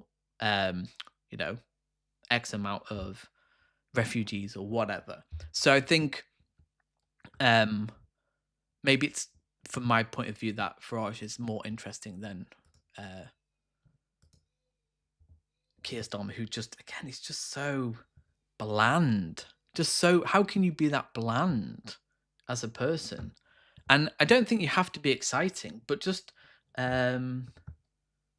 yeah, I do hope Labour managed to get voting age changed to 16. And to answer your comment up here, I'm live. Is this going to be a regular thing? Because I'm loving it. Hopefully, yes. I've been building up to this for a while because I just want to say to my audience, I am autistic. I find this difficult. I'm not very good at it. And I am just a normal person, just like you, wherever you're sitting on the toilet watching this, on your beanbag, if that's how you choose to live your life. I am just a normal guy. I'm not Helena from No Justice, who knows her shit. I'm not Owen Jones. I'm not Sam Cedar. I'm not Mehdi Hassan, as you probably know. I'm just a normal guy talking about this stuff. I believe in the Socialist Project. I believe in Zach Polanski and the Green Party. And I believe in a better world. And if you do that, you should get involved. I know Ed Davey, not that Ed Davey, has started a YouTube channel. And he's got over 100 subscribers in a couple of months, which actually is really good. And I think the more people we can get doing this stuff, and I'm not saying everyone does it, but if you feel like you've got something to say,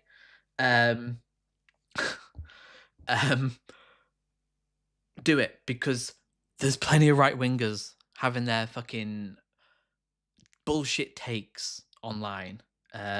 Just complete bullshit.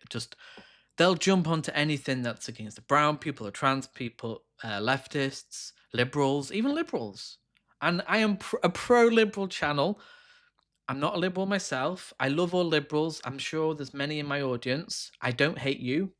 I want to bring you over. And I don't think it's, although like I have a natural antipathy towards liberals because they believe in capitalism, that doesn't mean I don't want to bring you over. I think we have to bring over a lot of liberals and a certain amount of right-wingers, a certain amount of reform voters. What's going on here? And that isn't easy. None of this is easy. Bringing over, and it's, again, not inevitable, not easy. None of this is easy work. And it's not for everyone, and I'm not saying everyone, I'm going to talk to my nan, and I'm going to convince her that Nigel Farage is a fraud. That's not necessarily the point. It's more about what's the intention and going, okay, let's just that's right. Let's not try and judge them. Maybe I'm just dismissive of my nan who's like loves Farage. She's got a poster of Nigel Farage in the toilet. Let's not judge that. She could be doing whatever she's doing in the toilet over that. That's fine with us, right? No judgment here. But just have that conversation and go, Nan, I love you. Give me a hug. Here's a cake. Here's a carrot cake with Nigel Farage's face on it. And then just go,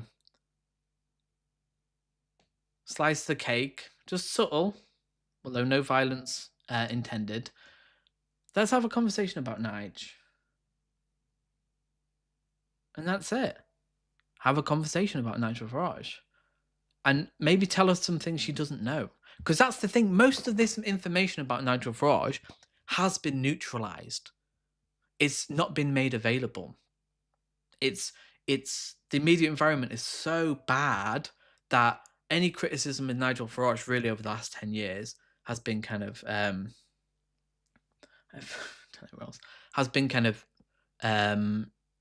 kind of distorted and underplayed. Anything he says. I'm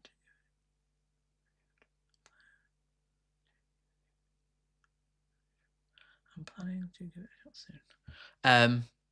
Is that Paul? Do you mean YouTube? Right. I'm just going to go for the toilet. I will be a second. Let's put the sound on this. This really does feel. Well, it feels real now. It feels like this could be.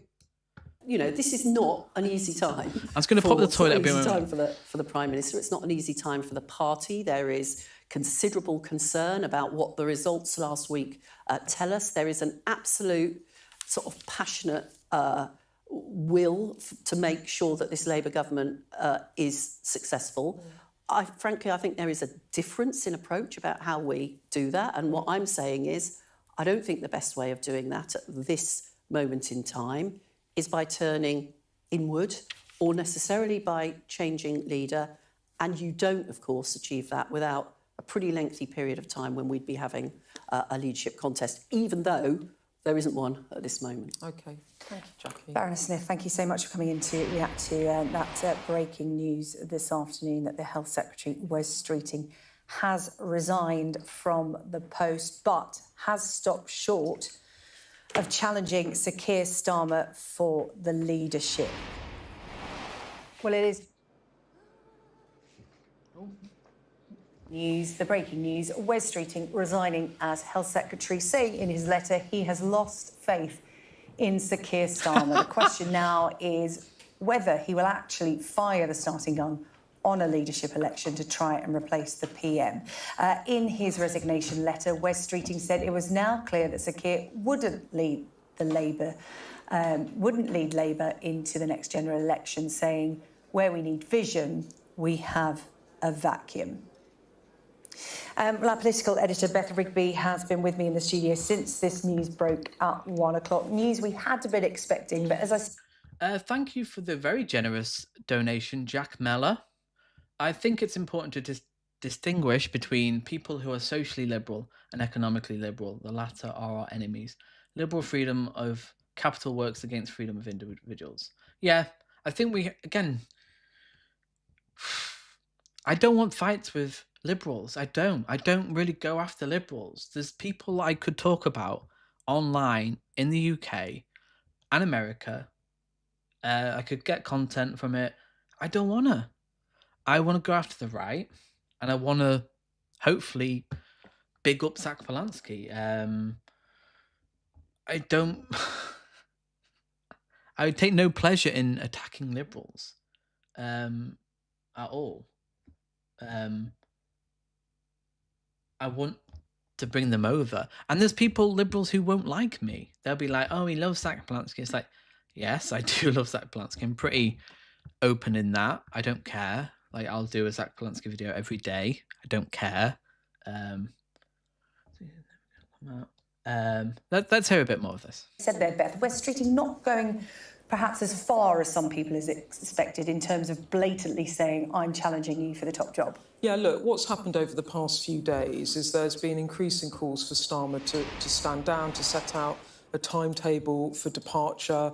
It began on Friday after the local election results. It was triggered, or rather rocket boosters put under it by Catherine West, a backbench MP over the weekend, who said, this isn't good enough, we need to trigger a leadership race. And then she began to try and collate names. That really did provoke quite a crisis into the beginning of the week. The Prime Minister kind of did a make or break speech to try and implore the party to stay with him. At that point, on Monday afternoon, we began to get the drip, drip, drip of MPs calling for him to resign. We then had ministerial aides begin to resign. Then the following morning, Cabinet on Tuesday, we saw the resignations after that of some ministers, and it was really building momentum.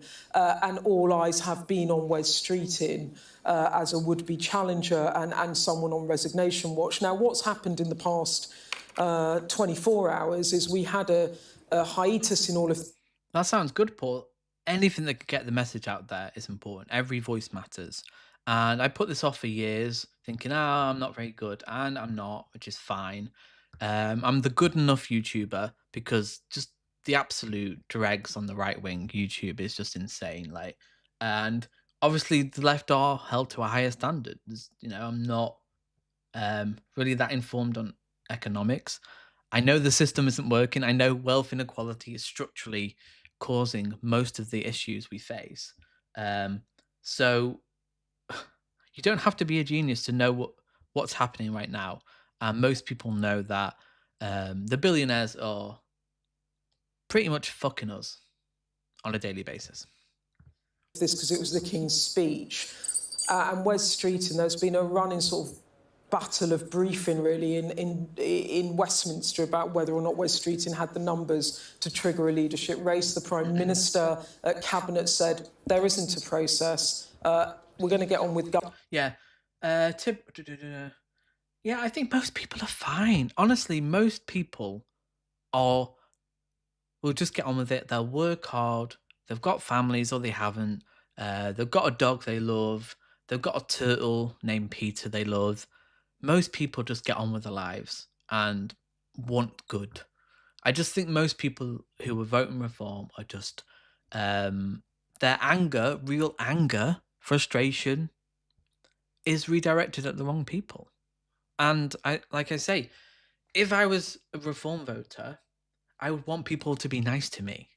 I would want people to educate me and just go, yeah, I understand why you believe what you believe, but it's not that easy.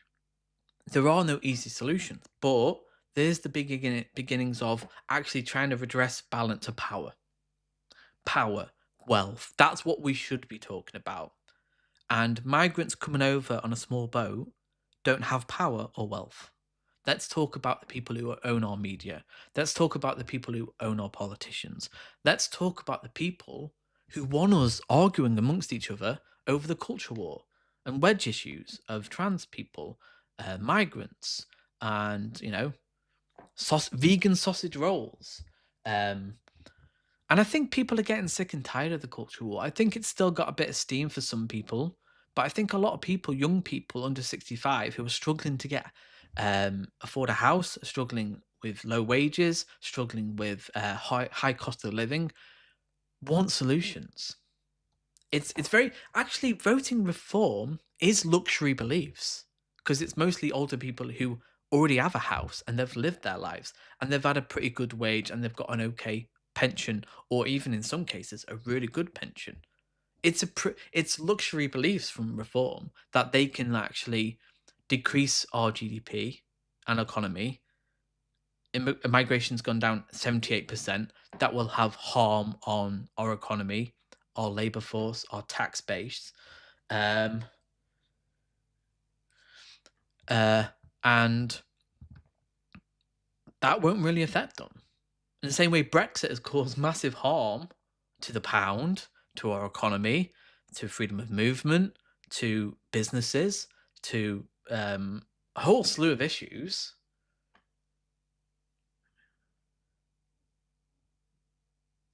That hasn't helped us.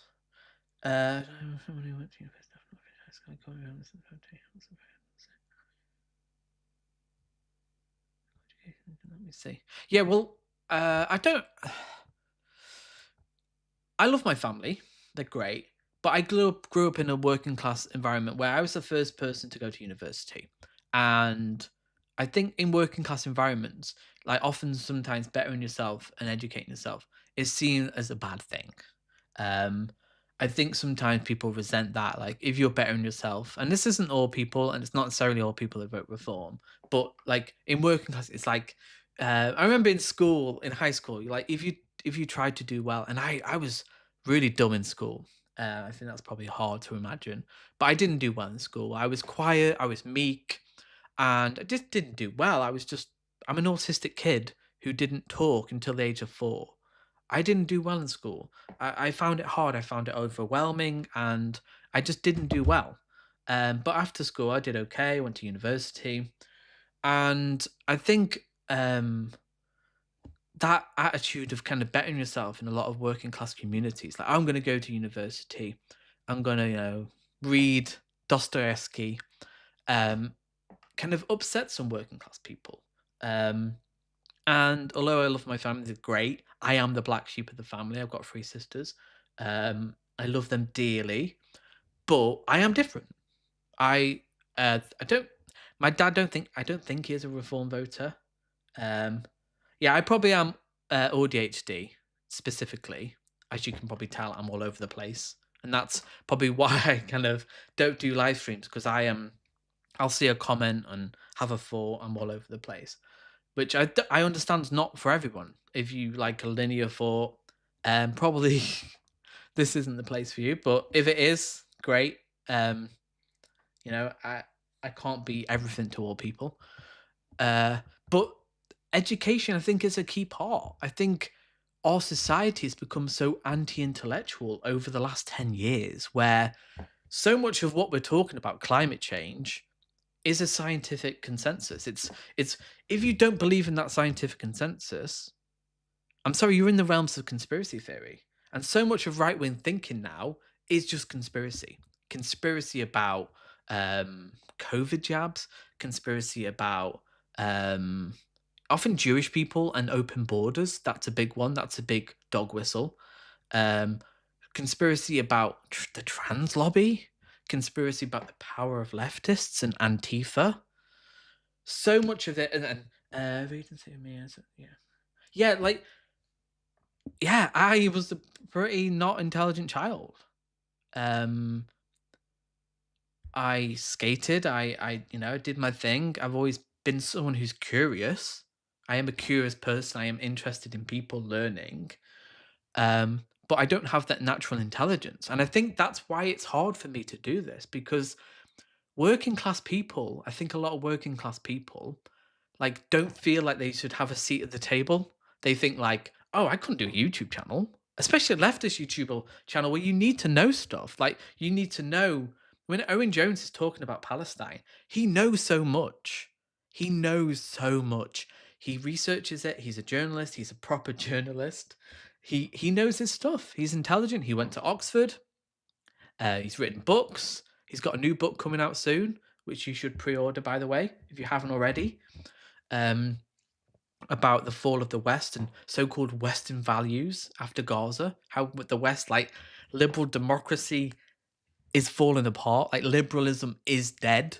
The idea that a liberal Labour Party can't condemn a genocide. They can't do anything about it. Oh, we can't do anything about it. We have to give them military intelligence. We have to give them parts of fighter jets. No. We can't defend liberal values. It's too woke or whatever. So I understand. I do really have a genuine, and it's not performative. I do have a genuine empathy for reform voters. I do. I genuinely do. I don't necessarily understand them fully, which I can't. I don't even understand myself. But I do strive to put myself in their shoes and go, actually, like, yeah, I get it. I get why you're angry. I get why you're frustrated. I get why you hate a certain demographic, but you're going for the wrong people. It's the wrong guys you're after. Leave the trans people alone. Leave the non-binary folk people alone. They are not harming you. But when you're being told constantly they are, trans people scary. They're coming for your kids. They're coming for your kids. They're coming for your fucking kids. For a certain amount of people, they're going to believe that because they trust those people. They trust those institutions. They trust GB News. Yeah, you skated. I didn't have. It didn't happen without pics. Did you have? Yes, I used to have long hair. Believe it or not, I used to have long black hair, bleached hair. Yeah, I don't think I've got any pictures of me skating. Actually, this is so. I used to. I'll go a little bit digression here. So I skated from 11 till 17. I think I mentioned it in my earlier live stream. From 11 years old to 17, when I discovered women and alcohol, and that made me who I am today. Someone who's persistent in what they do. And if you skate for 7 years, 6-7 years, I did that daily for 6-7 years, going out there skating and having metal and wood pummeled against my leg. That makes you a person who's strong. It makes you someone who's resistant and resilient and can take a blow, right? So that's what we need people to get involved because it's hard. Like Zach Polanski, and I'll say it, he's a fucking warrior. He's a strong man. He may not be physically strong. He probably could pick up a chair and throw it a distance, but he is psychologically strong. And I really respect that. And, you know, it's important that we don't put him on a pedestal, but also at the same point, it is no, would be a point. Start ads. So add. We have to have leaders that inspire people who create energy. I think the left are a little bit scared of that, which I understand. Like to put all your eggs in one basket of one person, to say like, "Oh, this person's so great, they're gonna save us." Zach Polanski has said that. I'm not gonna save you, but he inspires hopefully people to save themselves and go, "No, we're not gonna let reform get in and destroy our country. We're gonna offer a viable alternative, and not only that, we're gonna." Take a good proportion of those reform voters, be it 30% or more, to vote for us. That's the challenge. And it's a big challenge. There's no easy answers. There's no easy answers, and there never has been. In a complicated world where wealth inequality is so entrenched, democracy has been bought, a pedestal. It's like a pedestal, it's like a statue. If you like, I really respect Zach Polanski. I think he's great, but I don't know the guy. I have no interest in really as an individual. I've said it before. I'll probably never meet him. That's okay. And I don't want to be friends with him. I've got my own friends. He's got his own friends. Great, but we work on the same political project, and that's it. That's okay for someone to be charismatic. Mum Donnie, definitely never going to meet that guy. I'd love to shake his hand and thank him for his work. But it's a bigger thing of like, there's a bigger thing going on here. And the point is that we need to empower people. You need leaders to empower people. Everyone know if you've ever worked with someone who's actually like a good leader, a manager, who actually takes their ego out of it, they will put you first. They'll understand. They will actually inspire you to do work and want you to work harder.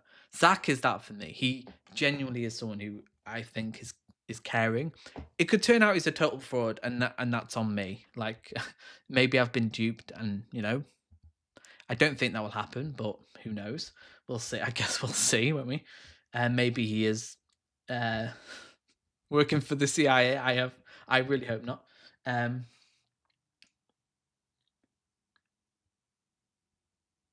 Yeah, that was a bit concerning when the man asked Rachel Willwood about where's the racism coming from, and Rachel did take a moment to answer that and that's fair enough. You can take a second to just go, okay, how am I going to answer this question?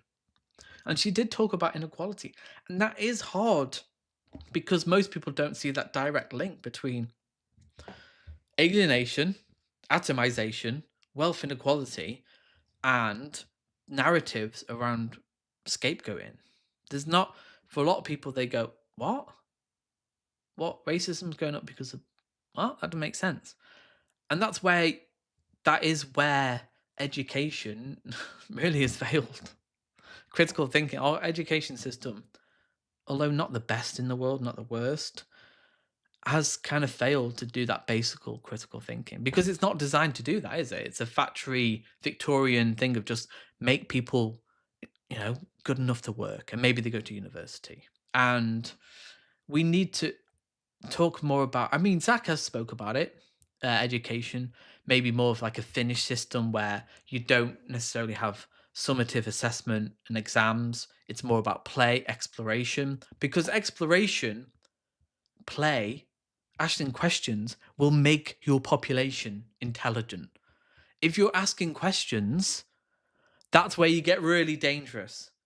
That's where democracy then, your politicians have to fucking work for you.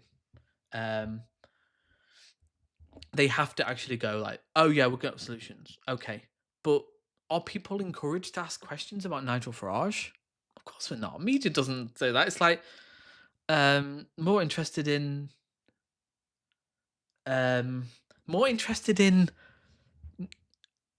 Zach Polanski's laundry and his mum and like his hat, just anything about Zach Polanski, his teeth. It's actually insane when you think about the situation we're in. But don't you feel lucky to be alive right now? Don't you feel lucky to be in this historical moment where things could go really bad or really great? And that is the choice we have. And when stuff has succeeded, people have worked for that, haven't they? The 8-hour working day when it used to be 16 hours, the 5-day working week, we can make it 4. The people who sacrifice their bodies, their lives, give everything for those rights, to vote, for civil rights, for gay rights, for trans rights. This wasn't given. None of it. Like, we are observing history. We are at such a historical tipping point with, in the UK specifically, but obviously with what's happened with Trump, the war in Iran. Yeah, you should. Me too.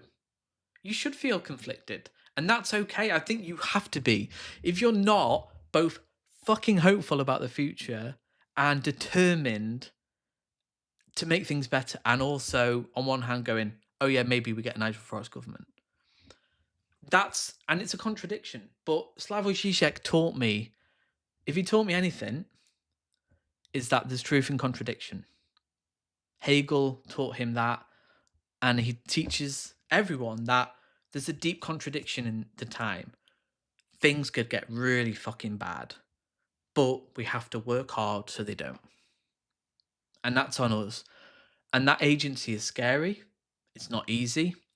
And we all play our part. That's it.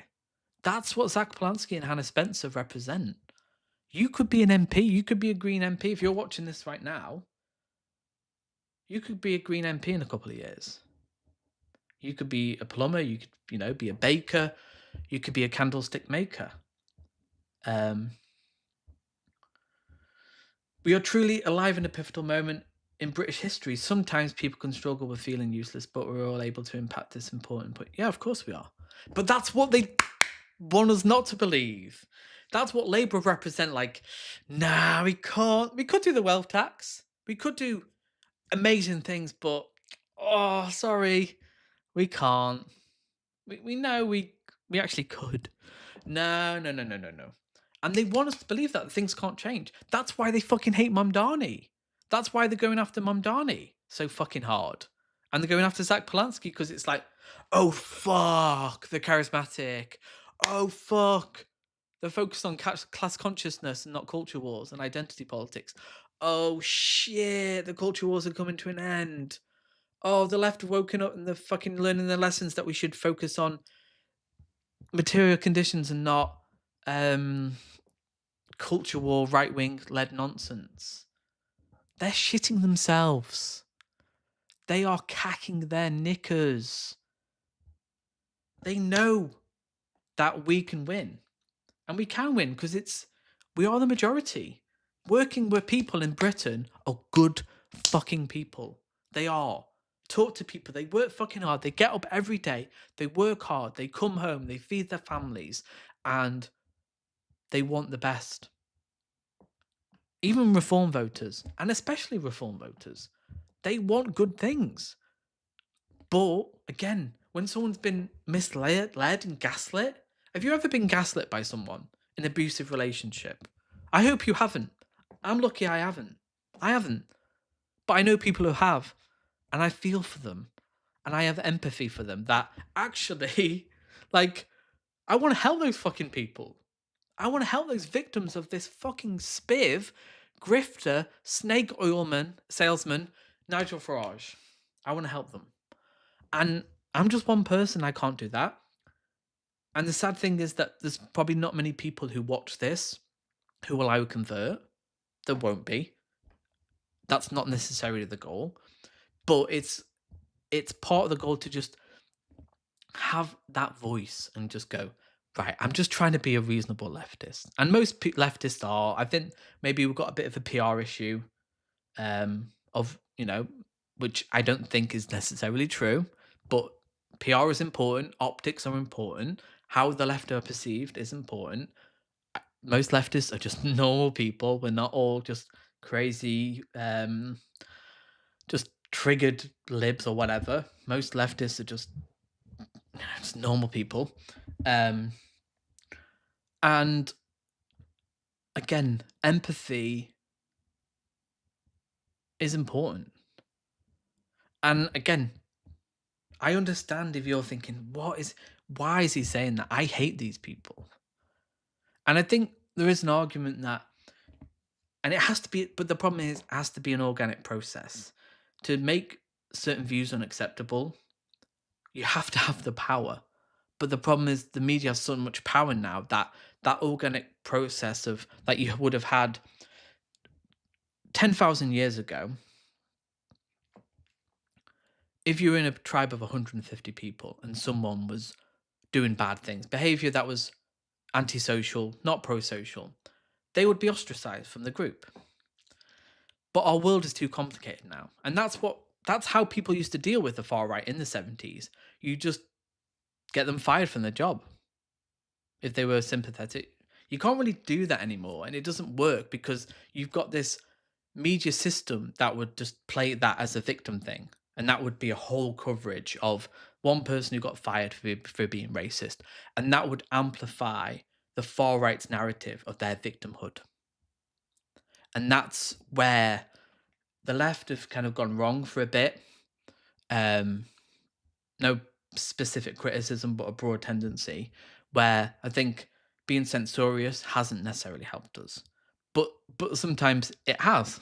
So it's complicated. There's no easy answers, and I'm not here to bash the left. I'm not here to bash liberals. That's not my project. I'm here to kind of listen to everybody. Sometimes I am critical of the right, obviously, because we should be. But I think my message is sympathy and empathy to all people as much as we can. And that takes energy, and it's not for everybody. If you're going to be angry at someone who's being racist towards you as a person of colour, I understand that. I understand that. I mean, I have people angry at me on a daily basis, right-wingers, and sometimes I'll give it back, and I think that's perfectly valid. I think there's a contradiction of we need to have civility politics and know when to fight back. And that's difficult. There's no easy thing. I think embracing humor is a big one. I think if you're funny and not too serious, I try not to take myself too seriously on this channel. I'm not saying I'm better than anybody. I truly do not believe I am better than any reform voter. I don't. I come from a working class background. I am these people. I'm just a normal person. I'm not someone who, went to a private school or went to Oxford or Cambridge, has had, all the privileges that a lot of people do have. Say something mean about ContraPoints. That's too easy to do. I'm not going to go after ContraPoints. I mean, I should. There's a lot to go after there, but I don't really care about ContraPoints. I think she's kind of irrelevant, to be honest. Like, she does a video a year. She's great. She's done great videos in the past. I think ContraPoints has done really great work. She's intelligent. She's articulate. She's done very good video essays. But I think she's been a victim of this shaming of online. And I hope I never become victim to this. I think I don't really care what people think about me, which is, I think, a good thing. You can't really care what people think about you because you'll get paranoid and any criticism will be perceived as a personal attack. And any criticism of me, luckily most criticism I get isn't from left-wingers. That's why I don't want to start beef with left-wingers or liberals. Most of it comes from the right, and they very rarely have arguments, so it's just personal attacks. But I don't be causing beefs with liberals and leftists because I don't think it's conducive of fighting fascism. I think if leftists are just arguing amongst themselves, which is very easy to do, like I disagree with many leftists on many different things, but I just don't do it. It's just pointless. It's counterproductive because we're fighting fascism here, right? This is been quite a long stream. How long are we on now? 2.5 hours. I think let's see what's going on Sky News, and then maybe we'll governing until Wes Streeting wouldn't beat Keir Starmer in a see what's going on now. Oh. Where economists and many were expecting this number here, this is what we're looking at, a 0.3. We come back fully around. Is that the end of the stream? Yeah, it's a challenge. Learn to be less reactive, but snap occasionally. But that's natural. Like, we all snap when we're tired or frustrated. But that's why I think the emphasis should be on just like listening and just hearing people out. Because again, I'm lucky, privileged. I've got a great girlfriend who listens to me, listens to my bullshit. I listen to hers, and that's a good relationship. If you feel listened to, which I think most people don't, like, who feels truly listened to? I think you're very lucky if you have people around you who engage with what you say. You say something and they kind of respond in a way that's like appropriate. I think most people don't. And in that environment of alienation, where we don't have people, they don't have community spaces. I remember growing up on a council estate in North Wales in the 90s, and in our little cul-de-sac, the whole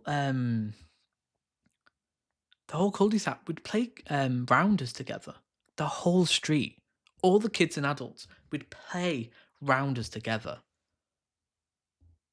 Literally, all the adults, all the kids, about, let's say 9 kids, about 12 adults, maybe a bit more, 15 adults.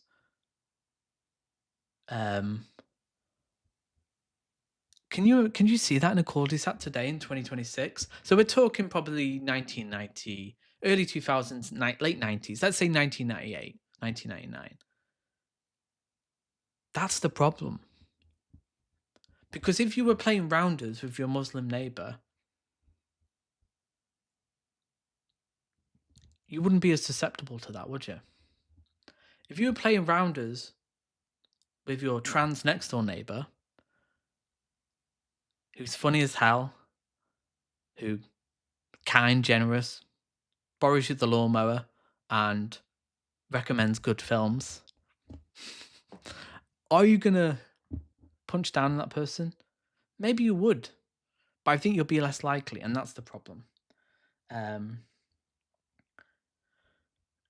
Be therapist. I do love listening to people. I think I do love listening to people. I'd love to like maybe have people on maybe in the future. I do love listening to people because I think when just people talk, I just love to hear. I would love to have an honest conversation with Nigel Farage and just be like, right, off the record, what do you actually fucking believe? Because I do think he is a quasi-fascist. I do think he is. I think he's fucking intelligent. I think he's probably one of the most effective fascists out there. Donald Trump is so blatant, he's mask off, and that works to an extent. Farage is more subtle. He dog whistles like a motherfucker. He obfuscates, he's indirect, he's oblique, and it works because a lot of people, I think, even though people will hold fascist values, which isn't necessarily a moral indication of you as a bad person. It's a historical tendency of the decline of capital, in the same way it was after 1918, the World War I, the Treaty of Versailles, a humiliated nation, that sociological environment where like Jews were less than 1% of the population in Germany. How did they have control? How did they have control of the whole world when they were a tiny minority? So completely irrational. And it was based on scapegoating. We lost World War I. We're humiliated. What do? Do we take responsibility for our failures? No. Who should we blame? It's a Jew over there. Mind his own business. There you go. It's the same thing now with Muslims.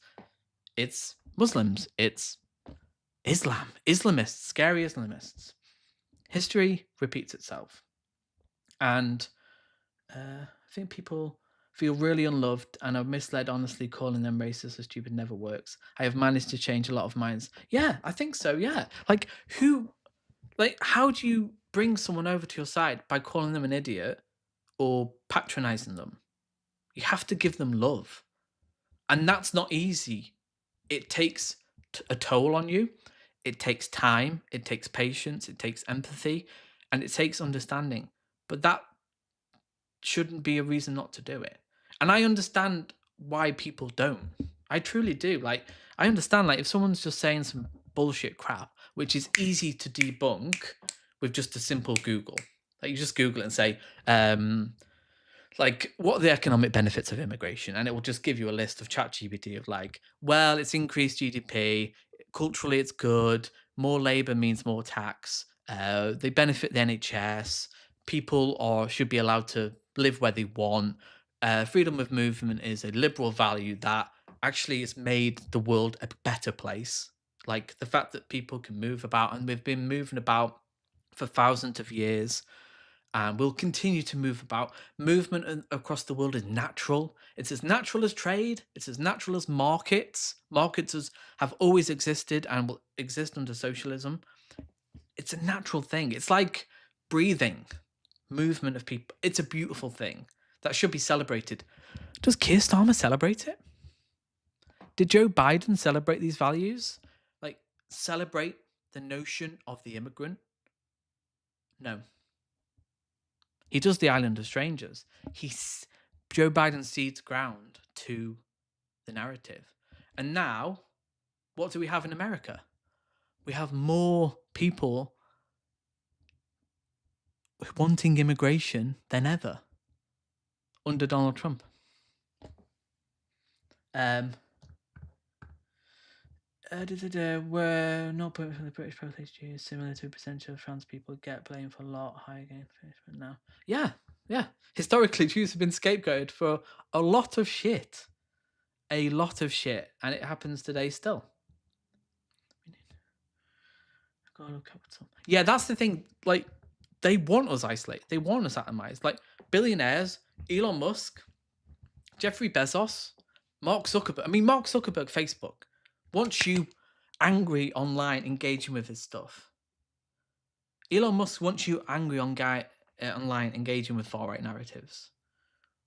Jeffrey Bezos wants you buying stuff because, like, you don't have that deep connection with your neighbor. And I mean neighbor as a universal value of, like, your neighbor is me. I'm your neighbor. I don't live next door to you, but I am your neighbor. I mean, any right-winger, I'm your neighbor. I would help you out.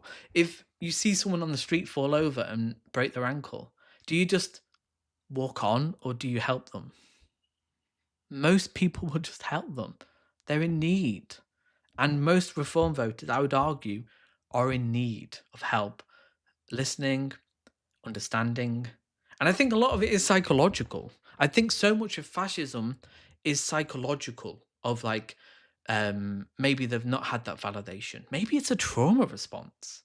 I think it is a trauma response. And if someone came up to you with a trauma response, you're a therapist, and they said, you know, I had a hard childhood. My dad was mean to me. My mum didn't listen to me. And, you know, my sisters weren't that great. You'd go, that's really hard. That's really hard. Tell me more about that. And that person would be like, what? No one's ever asked that before. And you need that. We need that in society. Like Gabor Mate talks about that, like trauma, stress. Like people are stressed. You're working 16 hours a day or 12 hours a day, some people. People struggling to get by. They're stressed. They come home and they see Nigel Farage give them a simple solution. They see GB News or The Times mocking Zach Polanski for being Jewish, for being gay, or for wanting better. This is the world we live in. And I think we have to have more sympathy. Push back when appropriate. Joke around. I think humor, for me, humor is one of the... humor is really good. I think if you can mock Nigel Farage for who he is, I think that sometimes can be the best way to undermine him. Be like, really, Donald Trump's friend? They haven't spoken a bit. Are they having a bit of a lover's tiff? I mean, that's not funny, but you kind of get the point, right? But I truly think that we are in a historical moment where things could go really bad. And we lose our NHS, that's bad. We lose our workers' rights, our human rights, our Equalities Act. We have to pay £500 a month for private healthcare. We have more privatisation. That means more consolidation of wealth and power at the top. You're poorer. I don't want that. No one wants that. Reform people don't want that. If you lay that out to them, and it's hard, it's complicated, but we have to do it a little bit at a time. Little conversations. Just asking questions. Who funds Farage? Who does he work for? Where's he getting all this fucking money from? Why has he got like £5 million coming out of this arsehole? Out of this pocket, out of his arsehole. 1.4 million there. Richard Tice, biggest funder of reform. Z Youssef. Like, I thought we were all these Tories in reform now.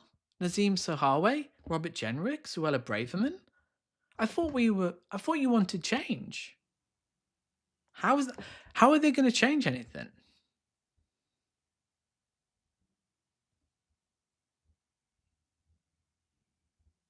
And then listen to them. That's it. Sow that seed of doubt. Sometimes it'll work, sometimes it won't. But it's having that conversation. And I think we owe it to people to My friend does research into incels as a PhD student. I know a lot of academics, a lot of incels are autistic males who form abusive homes. I think you're right in general. Yeah, I mean, yeah. Again, it's a broad tendency, but I think people who hurt others often are hurt. It's a bit of a cliche, but I think there's a big element of truth in it. I think people who are bullied or maybe emotionally neglected, have some form of trauma, are susceptible to bad ideas. They are. And we have to incentivize good ideas and try and convince people. And it is hard. Like, like what podcasts or like there are good, obviously there are good podcasts, but they're not the Daily Mail, one of the biggest circulated papers out there. It's not The Sun. It's not GB News. Imagine like a therapeutic informed version of GB News where we talk about, today we're going to talk about wealth taxes. And we're going to talk about how emotional connection can improve your sex life and relationships. It's not just sex, it's emotional connection, ladies and gentlemen. Let's talk about our anti-intellectual culture and how we don't really appreciate art anymore, buildings or good things, and we just want cheap things. The race to the bottom of capitalism, where people see the other person as an opposition to what they want, or maybe a means to get what they want. That doesn't exist. And when it doesn't exist, that's why we have Reform UK. We have to treat it as a sociological issue, in the same way we do with crime. People look criminals. I don't see them as bad people. I assume you don't either as a leftist. You go, crime's a sociological phenomenon, usually caused by inequality and poverty. Should we be mean to criminals? Okay, we should probably be like, that's a bit naughty, don't do that. But we know there's broad tendencies of why crime is, is happening, although it has gone done. Got called tankiness. Yeah, this isn't a place for tankies. There's Twitter if you want to be a fan of Russia and China. Yeah, Russia, Freudian slip, not Russia. Reform, funded by Russia probably, have been. I think not just. I think they've plateaued and now they're going down, and that's serious for Farage. Yeah, obviously, yeah. I mean, crime individually, it depends on the crime, obviously. I'm talking about broad social crime that often, like stealing and stuff like that. Obviously, sexual crime, I think, is different. I think, can people come back from stuff? I don't know. That's a complicated thing. Santa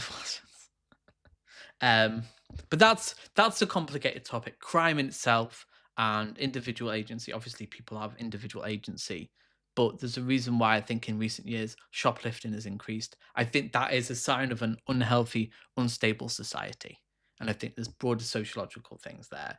Obviously, people have individual agency and incentives, but yeah, that's a big topic that I'm not necessarily an expert on, criminology and the dynamics of crime and social issues, but it's a big thing. Yeah, I didn't see that video. Michael Walker did go to China. I know Aaron Bastani does like China. I'm not sure how sympathetic he is to China. I think he does mention them in his book, Fully Automated Luxury Communism. And China clearly are doing great things. Like, they are doing things that I think we should do. Also, they're doing things we shouldn't do. Let's just say that. So where was I going to go? Where was I going with that? Progressive politics. Yeah, reform. Again, I can't predict the future. I think what I'm talking about is like tendencies of the far right. We saw the fallout with Rupert Lowe. Actually, Ben Habib first, I think it was. Ben Habib in 2024. Left Reform in November 2024. Not long afterwards, I think last year, Rupert Lowe, or similar time, Rupert Lowe left because it's all the Nigel Farage show. He's the big boy. He's the big boy in charge. And he's the big boy in charge where what Nige says goes. And when you've got strong personalities and people in politics, I mean, this isn't necessarily a far right thing, but people in politics, you know, they have their visions, they have their priorities, you know, they want to be the big dog. And fascism in particular is susceptible to that kind of figure who, you know, Rupert Lowe, he's strong. He's going to take it to the establishment. He has the answers. He's the real one, not Nigel Farage. Nigel Farage is a fraud. He's bought and paid for.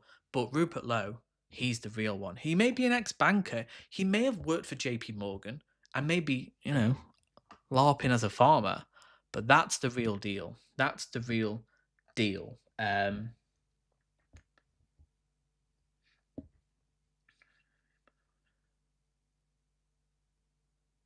Yeah, I think China, in terms of having a state that actually wants to do things, I think would be good, as opposed to a state that now is like, could we do high speed rail? No. Could we build like stuff like that people want? Nah, too expensive. And it is. It's the problem is it's just too expensive now to build anything. Like it's hard to get stuff done because of layers of consultants, privatization, investment. Just there's so much bureaucracy. You just need stuff to be done in house, and we don't have that infrastructure. We just can't do stuff. That's the problem. It is deep issues that Zach Polanski needs to really be cut out for, because there is deep intrinsic things. There are a lot of things he can do immediately, and more than you think, actually. There are things he can do straight away that will be really great and good, but there are deep things that that will be harder. But that doesn't mean we don't try, right? Yeah, public ownership, I mean, like we can do, well, all of a sudden Keir Starmer wants to nationalise British Steel. All of a sudden, you can do this. Wonderful, isn't it? Just what you can do when you have that political will. And that's what it's about. Like, does Keir Starmer want to meaningfully tackle wealth inequality? Good faith question to a Liberal. Do you think he's taking all the actions he can do to meaningfully tackle the blight in our society that is a small number of people, 0.1% of the population, and it is a tiny proportion of the population, 0.1% of the population, against the 99.99999. Do you think he's doing everything in his power to alleviate child poverty, wealth inequality? And of course they're going to say no. And that's where we need to have the discussion of like, okay, what do you think Keir Starmer could do in the most good faith way? And they'd be like, yeah, wealth taxes are popular. I mean, we can have that conversation. But it's hard to have any conversation right now when you have Nigel Farage dancing around, the chaos of the Labour government, cultural nonsense that still is humming in the background.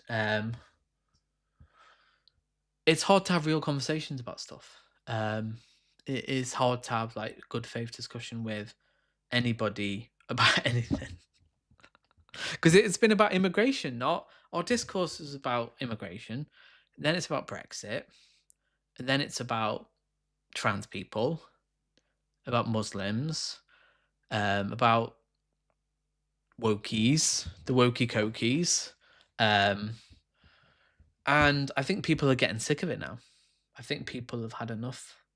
So on that note, 3 hours has flown by. As an autistic individual, I may go and have to lie down after this. But this has been really fun, and it's something hopefully I'm going to continue doing, because it means I could go more into depth and talk about things a bit longer, and hopefully read more articles Yeah, demonizing disabled people. Yeah, is a big one. Yeah, like ableism is inherent to society because we live in a capitalist society that really only values on your labor and what you provide. And it's not the society I want to live in. I want to live in a society where people's needs are met, where disabled people aren't just seen as a burden. It's just insane to me how, again, ableism has been normalized in our society in the same way racism has in recent years. Yeah, it's something I want to talk about. There's so much to talk about. As someone who's autistic myself, just just got on streeting actually did it. Yeah, man, let's see streams when you're around. Yeah, we'll end there. There's always stuff to talk about. There's always stuff to talk about. But I want to say thank you very much. If you watch the whole thing, you're a magic person. You're like a unicorn. You're a star. You're a beautiful person. I see you. You're my neighbor. Everybody is my neighbor. And we need to embrace our neighbors. We need to give our neighbors a hug. Not necessarily literally, unless it should be consensual if you're going to.